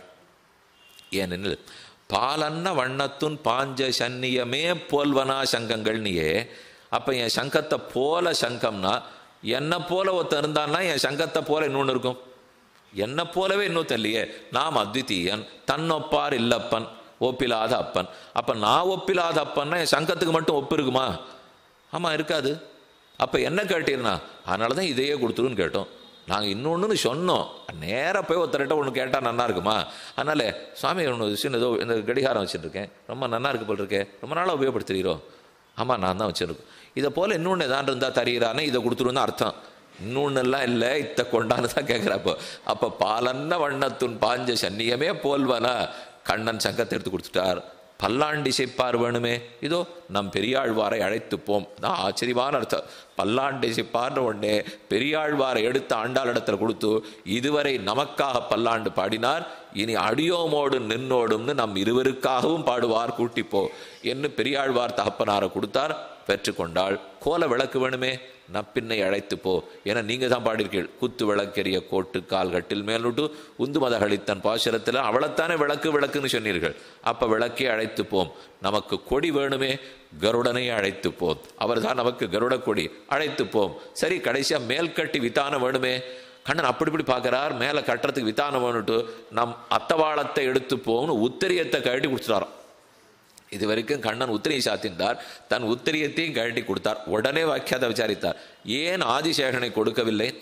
அவர் தானே வித்தானமா மேல்கட்டி வித்தானமா இருக்கணும், சேஷனை கொடுக்க கூடாதானால் ஒரு அடி இட்டாலும் லக்ஷ்மணனை ஒரு நாளும் பெருமான் பிரியமாட்டான், பலராமனையும் பிரியமாட்டான். அதனால தான் தன்னுடைய உத்தரியத்தை எடுத்து கொடுத்துட்டார். ஆதிசேஷனை விட்டுட்டு சொல்றாரே, பரதனை பிரிந்தால் லக்ஷ்மணனை ஒரு நிமிஷம் பிரிஞ்சது கிடையாது இல்லையோ. தாம்பினா பரதன், அந்த தம்பினா கைகேயி புத்திரன் பரதம் தர்மச்சாரிணம் நமே ஸ்நானம் பகுமதம். பரதனை விட்டு பிரிந்து எனக்கு அடுத்த வேளை திருமஞ்சனம் கிடையாதுன்னு விபீஷணனிடத்துல ராமன் சொல்றார். அதே சமயத்தில் லக்ஷ்மணனை விட்டு பிரிந்து தூக்கமே கிடையாதுட்டார். அவர் படுக்கையோ இல்லையோ. அதனால தான் உத்தரியத்தை எடுத்து கொடுத்தார். சால பெரும் பறை, இதோ நம் பறை, பாரோர்களெல்லாம் மகிழப்பரகரங்கன்னு வாசிச்சிருக்கோம். அந்த பறையும் எடுத்துக்கொள்ளும் என்று தங்கிட்ட இருக்கிறதே. பாஞ்சஜன்யத்தை கொடுத்துட்டார், கருடனை கொடுத்துட்டார், பெரியாழ்வாரையை கொடுத்துட்டார், மேல் உத்தரியத்தையே கட்டி கொடுத்துட்டார். என்ன கொடுப்பார்? அவரிடத்தில் அவர் தான் இருக்கார். சால பெரும் பறையே பல்லாண்டி செப்பாரே கோல விளக்கே கொடியே விதானமே ஆலினையாய் அருள். இது இத்தனையும் கேட்டீரே, இப்படியா நம்மால் கொடுக்க முடியும்? எத்தனோன்னு நாம் தர முடியுமோ? சேராதது சேரலாமோ என்று கேட்க பெருமானுக்கு பதில் சொல்றார். ஆலிநிலையாய், சேராதது சேர்த்தியே. எல்லாத்தையும் தன் வயிற்றுக்குள்ள வச்சுட்டு ஓர் ஆலிலத்தளிரில் சயனித்தவன் தானே தீ சிறியதொரு வடிவை கொண்டாய். அதனால உனக்கு முடியாததுங்கிறது ஒண்ணு இல்லை, தேவரீரே கொடுக்க வேணும் அருள். அருள் இது வாங்கலாம், ஒன்று இப்போ இன்னொரு மேல் கட்டி வாங்க முடியாதில்லை, விதானம் வாங்க முடியாதில்லை, கொடி வாங்க முடியாதில்லை. ஆனா உன் கை பார்த்திருப்போம். சக்தி நம்மது இருந்தாலும் பிராப்தி நமக்கு கிடையாது. ஆகவே தேவரீர் தான் அனுகிரகிக்க வேண்டும். அருள் ஏலோர் எம்பாவாய்னு பிரார்த்திக்கிறாள். இதில் ஆச்சரியமான ஒரே அர்த்தம். ஆளுநிலையாய் பரத்தம்னு பார்த்தோம், மாலே எளிமைன்னு பார்த்தோம். மால்னு சொன்னா ஆசிரித்த வியாமோகம் எளிமை, கடைசி ஆளுநிலையாய்னு சொன்னா பரத்தம் எளிமை மேன்மை. இந்த ரெண்டும் எங்க இருக்கிறது தெரியுமோ? ஒன்று மாமின் அர்த்தம், ஒன்று அகமின் அர்த்தம். இது என்னது? சர்வதன்மான் பரித்தெஜ்ய மாமேகம் சரணம் வரஜ. கண்ணன் முதல்ல சொல்லிக்கிறார், எல்லா தர்மங்களையும் விட்டுடு, என்னையே தர்மமாக பற்று. மாம் ரொம்ப எளிமையா குனிஞ்சு கேட்டாரான், என்னை பத்து அர்ஜுனா, மாமேகம் சரணம் வரஜ. உனக்கு வேண்டியது கீழே உட்காண்டிருக்கேன், நீ மேலே உட்காண்டிருக்க பார். அப்போ என்னை பிடிச்சிக்கிறது எவ்வளவு சுலபம். என்னை பற்று மாம் சரணம் வரஜான்னார். அவர் ஏதோ சரி சுலபமா பத்தட்டமேங்கிறதுக்காக என்னை பற்றுன்னு சொன்னா, நிஜமாவே இவன் சுலபனாக்கம் தாழ்ந்தவனாக்கம், இவன் எதுக்கு நம்ம பத்துறதுன்னு நினைச்சுட்டான் அர்ஜுனன். சொல்றச்சே யார்கிட்ட குனியணுமோ அவள்கிட்ட தான் குனியணும். எப்பவுமே லக்ஷ்மணன் ராமனுக்கு சொல்லிகிட்டே இருப்பார், ராமா கண்ட பேர் முன்னாடி நமஸ்காரம் பண்ணாதே, வசிஷ்டரை வணங்கிக்கோ, விஸ்வாமித்திரை சேவிச்சுக்கோ, யாரை பார்த்தாலும் இந்த அடியேன் அடியேன்னு குனிஞ்சுட்டே இருக்காது. எங்கே போனாலும் எந்த ரிஷி பார்த்தாலும் அடியேன், யாரை பார்த்தாலும் அடியேன். ஒரு நீதிமன்றத்தில் ஒருத்தரை கொண்டு போய் நிறுத்தினா, சாட்சிக்கு விசாரிக்கிறதுக்காக போனால் அவரை கூப்பிட்டா, ராமசாமிங்கார் ராமசாமிங்கார் ராமசாமிங்கார், அவர் அடியேன் அப்படின்னு வந்து நின்று, அவருக்கு வைஷ்ணவர், அதனால் வாழையில் அடியேன் அடியேன்னு சொல்லியே பழக்கம். நிறுத்தின உடனே அந்த நீதிமன்றத்தில் இருக்கிறவர் சொன்னார், இங்கெல்லாம் அடியேன்லாம் சொல்லக்கூடாது, அடியேன்னார் அவர். ஏன்னா அவர் எல்லாத்துக்கும் அடியேன் அடியேன் வழக்கம் போல், இங்கெல்லாம் அடியேன்னு சொல்லக்கூடாதுன்னா அதுக்கும் அடியேன்னு ஏற்றுக்கிறார். அப்போ அதை சொல்லியே பழக்கப்பட்டவா வாயில் வந்துட்டே இருக்கோ இல்லையோ. ராமனுக்கு யாரை பார்த்தாலும் அடியேன் அடியேன் அடியேன். என்ன ஆச்சு? 3 நாள் சமுத்திரராஜன் இடத்துல சரணாதி பண்ணியாச்சு, அவன் ஒன்றும் வரதாவே இல்லை. அப்போதான் ராமன் புரிஞ்சின்றார், இந்த அடியேன் ஆகாது, இந்த அடியேன்னா தான் நடக்கும். அப்ப கையில தடி எடுத்தா தான் இவன் வரவே போறான்னுட்டு, சாபமானய சௌமித்ரே பத்யாமியாந்து பிளவங்கமாக சாகரம் சோகயிஷ்யாமி. ஏ சௌமித்ரே சுமித்ரே, பெற்ற நந்தனே லக்ஷ்மணா, பெரிய சார்ங்கத்தை கொண்டா, பெரும் அஸ்திரத்தை கொண்டா. இப்ப விட போற பானத்துல இந்த சமுத்திரமே வற்றி போயிடும், குரங்குகள்லாம் நடந்தே போட்ட மைதானமாகட்டும்னார். அந்த வார்த்தை சொன்னப்பறம் தான் சமுத்திரராஜன் வந்தான், வழிவிட்டான்னு சரித்திரம். அப்பவே லக்ஷ்மணன் சொன்னார், வேண்டாம் வேண்டான்னு சொன்னேன்னு ராமா, யாருக்கிட்ட வேணா குனியாதே, குனிய வேண்டியவன்ட்ட குறிஞ்சுக்கோ. அப்ப ராமனுக்கு சரியா புரியல. அடுத்த அவதாரமே வந்தாச்சு. இப்ப கண்ணன் சொல்றார், அடியேனை பத்துனா மாம் சரணம் பிரஜான்னு சொன்னால், உனக்கு கையாளா உனக்கு ஏவலாளா, நீ சொன்ன இடத்துல தேர் ஓட்டின்னு இருக்கேன், எவ்வளவு சுலபன் பத்தியா. அப்ப அடியேனை பார்த்தேன். அர்ஜுனன் சொன்னார், இவரே அடியேன், இவருக்கு என்ன நான் அடியேன், அவர் அடியேன், அவர் சுவாமியா இருந்தா நான் பத்தலாம், இவரே மாம்னு எளியவன்னுக்கிறாரேன்னா. கண்ணன் யோசித்தார், அன்னைக்கு லக்ஷ்மணன் சொன்னது நியாயமா சொன்னா, நம்ம தான் கேட்டுக்கல, இவன் முன்னாடி நம்ம குறிஞ்சிருக்கவே கூடாது அப்படின்னு இப்ப நிமிர்ந்து விட்டார். அகம் துவா சர்வ பாபேப்யோ மோக்ஷயிஷ்யாமி. அப்ப அகம்னு சொல்றதுக்கு சர்வஜனாய் சர்வசக்தனாய் பிராப்தனாய் பூர்ணனாய் அல்பஜனாய் அல்பசக்தனாய் அப்பிராப்தனாய் அபூர்ணனாய் நானாவித பிறவிகளில் மாறி மாறி உழன்று கொண்டு துன்பத்தில் ஆழ்ந்து சம்சார சாகரத்தில் கிடக்கும் அல்பனான நீச்சனான உன்னை இந்த சம்சாரத்தில் இன்னும் வெளியே எடுப்பதற்கு சர்வசக்தியும் சர்வஜானமும் சர்வப்பிராப்தியும் சர்வபிரூத்தியும் அனைத்துமுடைய நான் உன்னை வெளியே எடுக்கிறேன்னார். அப்பதான் நடுங்கினாவும். அவரு நிற்க வேண்டியபடிக்கு நின்னாத்தான் நம்ம ஒழுங்கா இருப்போம்னு வச்சுங்க. நம்ம ஏதாவது கொஞ்சம் விட்டு கொடுக்குறாப்புல பெருமாள் இறங்கினான்னா நம்ம இழுத்து உட்காந்து வச்சுடுவோம். அதனால அவர் அப்படியே தான் இருக்கணும். ஏதேன்னு கொஞ்சம் அப்படி தப்பு பண்ணேன் குட்டினாத்தான் இவன் வழிக்கு வருவான். அடிக்கலைன்னு அவன் தெரிஞ்சுக்கிறவே இல்லையோ. சரி, வார்த்தையாலையான அடிப்போம். அப்ப மாம்னு சொன்னது எளிமைக்கு வாச்சகம், அகம்னு சொன்னது பெருமைக்கு வாச்சகம், மாலேன்னு சொன்னது எளிமைக்கு சொல், ஆளுநிலையாய்னு சொன்னது பெருமைக்கு சொல். அதனால ஆளுநிலையாய்ங்கிறது அகங்கிற சப்தத்தின் அர்த்தம். எதிலே? சர்மஸ்லோகத்திலே. கீதா சரமஸ்லோகத்தில் அகங்கர்த்தினால என்ன பெருமை கூறப்பட்டதோ அது இந்த பாசுரத்தில் ஆளுநிலையாயின்னு சொல்லப்படுகிறது. கீதா சரமஸ்லோகத்தில் மாம் என்று எந்த எளிமை சொல்லப்பட்டதோ அது இந்த பாசுரத்தில் மாலேன்னு சொல்லப்படுகிறது. ஆளுநிலையாய் அருள் நிரஞ்சனகா பரமம் சாமியம் உபைத்தின்னு சாமியாபத்தி மோட்சத்தை பிரார்த்திக்க கண்ணனும் இவை எல்லாவற்றையும் கொடுக்கிறார். இப்பவும் இன்னைக்கு இப்போ ஸ்ரீவில்லிபுத்தூர் கிளம்பி நீங்கள் போகலாம். போனில் நாள் ஆண்டாளுடைய நீராட்ட உற்சவத்துக்காக தன் சன்னதியிலிருந்து வடவருங்கோயிலுடைய சன்னதி வாசலுக்கு வந்து வாத்திய கோஷமே இருக்காது. வாத்தியமே இல்லாமல் வெறும் புறப்பாடு கண்டவருடைய ஆண்டாள் வந்து மேலே முட்டாக்கெல்லாம் போட்டு மூடின்னு இருப்பார். அதெல்லாம் வந்து இந்த பாசுரத்தை அரையர் சுவாமி சேவிப்பார். மாலை மணிவண்ணா கோல விளக்கே கொடியே விதானமே ஆளுநிலையாய் அருள். உடனே பெரிய பெருமாள் சன்னதியிலிருந்து இதெல்லாம் வரும். வாத்திய கோஷம் வரும், மேல் உத்திரிய வரும், கொடி வரும், விளக்கு வரும். வந்ததை கொடுத்த உடனே இந்த வாத்தியத்தோட திருமுக்குளத்துக்கு போய் நாள் முழுக்க நீராட்ட உற்சவம் கண்டவர்களே. அப்புறம் சாயங்காலம் ஆண்டாள் திரும்பி எழுறது. அதனால் இன்றைக்கி அந்த உற்சவம் இந்த பாசுரத்தை வைத்து மாலே மணிவண்ணா உற்சவமாகத்தான் ஸ்ரீவில்லிபுத்தூரில் நடந்து வருகிறது. சாமியாபத்தி மோட்சத்தையே கொடுக்கும் வடபெருங்கோயிலுடைய திருவடிகளுக்கு பல்லாண்டு பாடி இன்றைய வார்த்தை நிறைவுறுத்துகிறேன். நாளை முக்கியமான பாசுரம், முக்கியமான பிரசாதம், ரெண்டுமே ஒல்லி. ஆனால் நாளை கார்த்தால இந்த இடத்துல உபன்யாசம் இல்லை, வைகுண்ட ஏகாதசி இருக்கிறதுனாலே. அதுக்கப்புறம் நாளை கார்த்தாலையும் இல்லை, நாளை கார்த்தாலையும் இந்த இடத்துல இல்லை. இதுக்கு அப்புறமா நாளைக்குன்றது சனிக்கிழமை. அப்போ சனிக்கிழமை இங்கே இல்லை, ஞாயிற்றுக்கிழமை இங்கே இல்லை, திங்கக்கிழமை கார்த்தாலும் உண்டு. திங்கக்கிழமை காலை இந்த இடத்துல உண்டு. கார்த்தால சித்தஞ்சிறு கால பாசுரம், சாயங்காலம் வங்கக்கடல் கடைந்த சாத்துமர பாசுரம், அது திங்கள். ஞாயிற்றுக்கிழமை சாயங்காலம் இந்த இடத்துல மகாபாரத சாத்துமரம் நடக்கும். அவசியம் எல்லாரையும் சொல்லி இன்னும் 100 பேரையும் அழைச்சிட்டு அவசியம் வரணும்னு சொல்லிக் கொள்கிறேன். இப்போ 26வது பாசுரம் அனுசந்தானம். மாலை மணிவண்ணா மார்கழி நீராடுவான் மேலையார் செய்வனகள் வேண்டுவன கேட்டியல் ஞாலத்தை எல்லாம் நடுங்க முரல்வன பாலன்ன வண்ணத்துன் பாஞ்ச சன்னியமே போல்வனா சங்கங்கள் பொய்ப்பாடுடையனவே சாலப் பெரும்பரையே பல்லாண்டி செப்பாரே கோல விளக்கே கொடியே விதானமே ஆளுநரையாய் அருள் ஏலோர் எம்பாவாய்.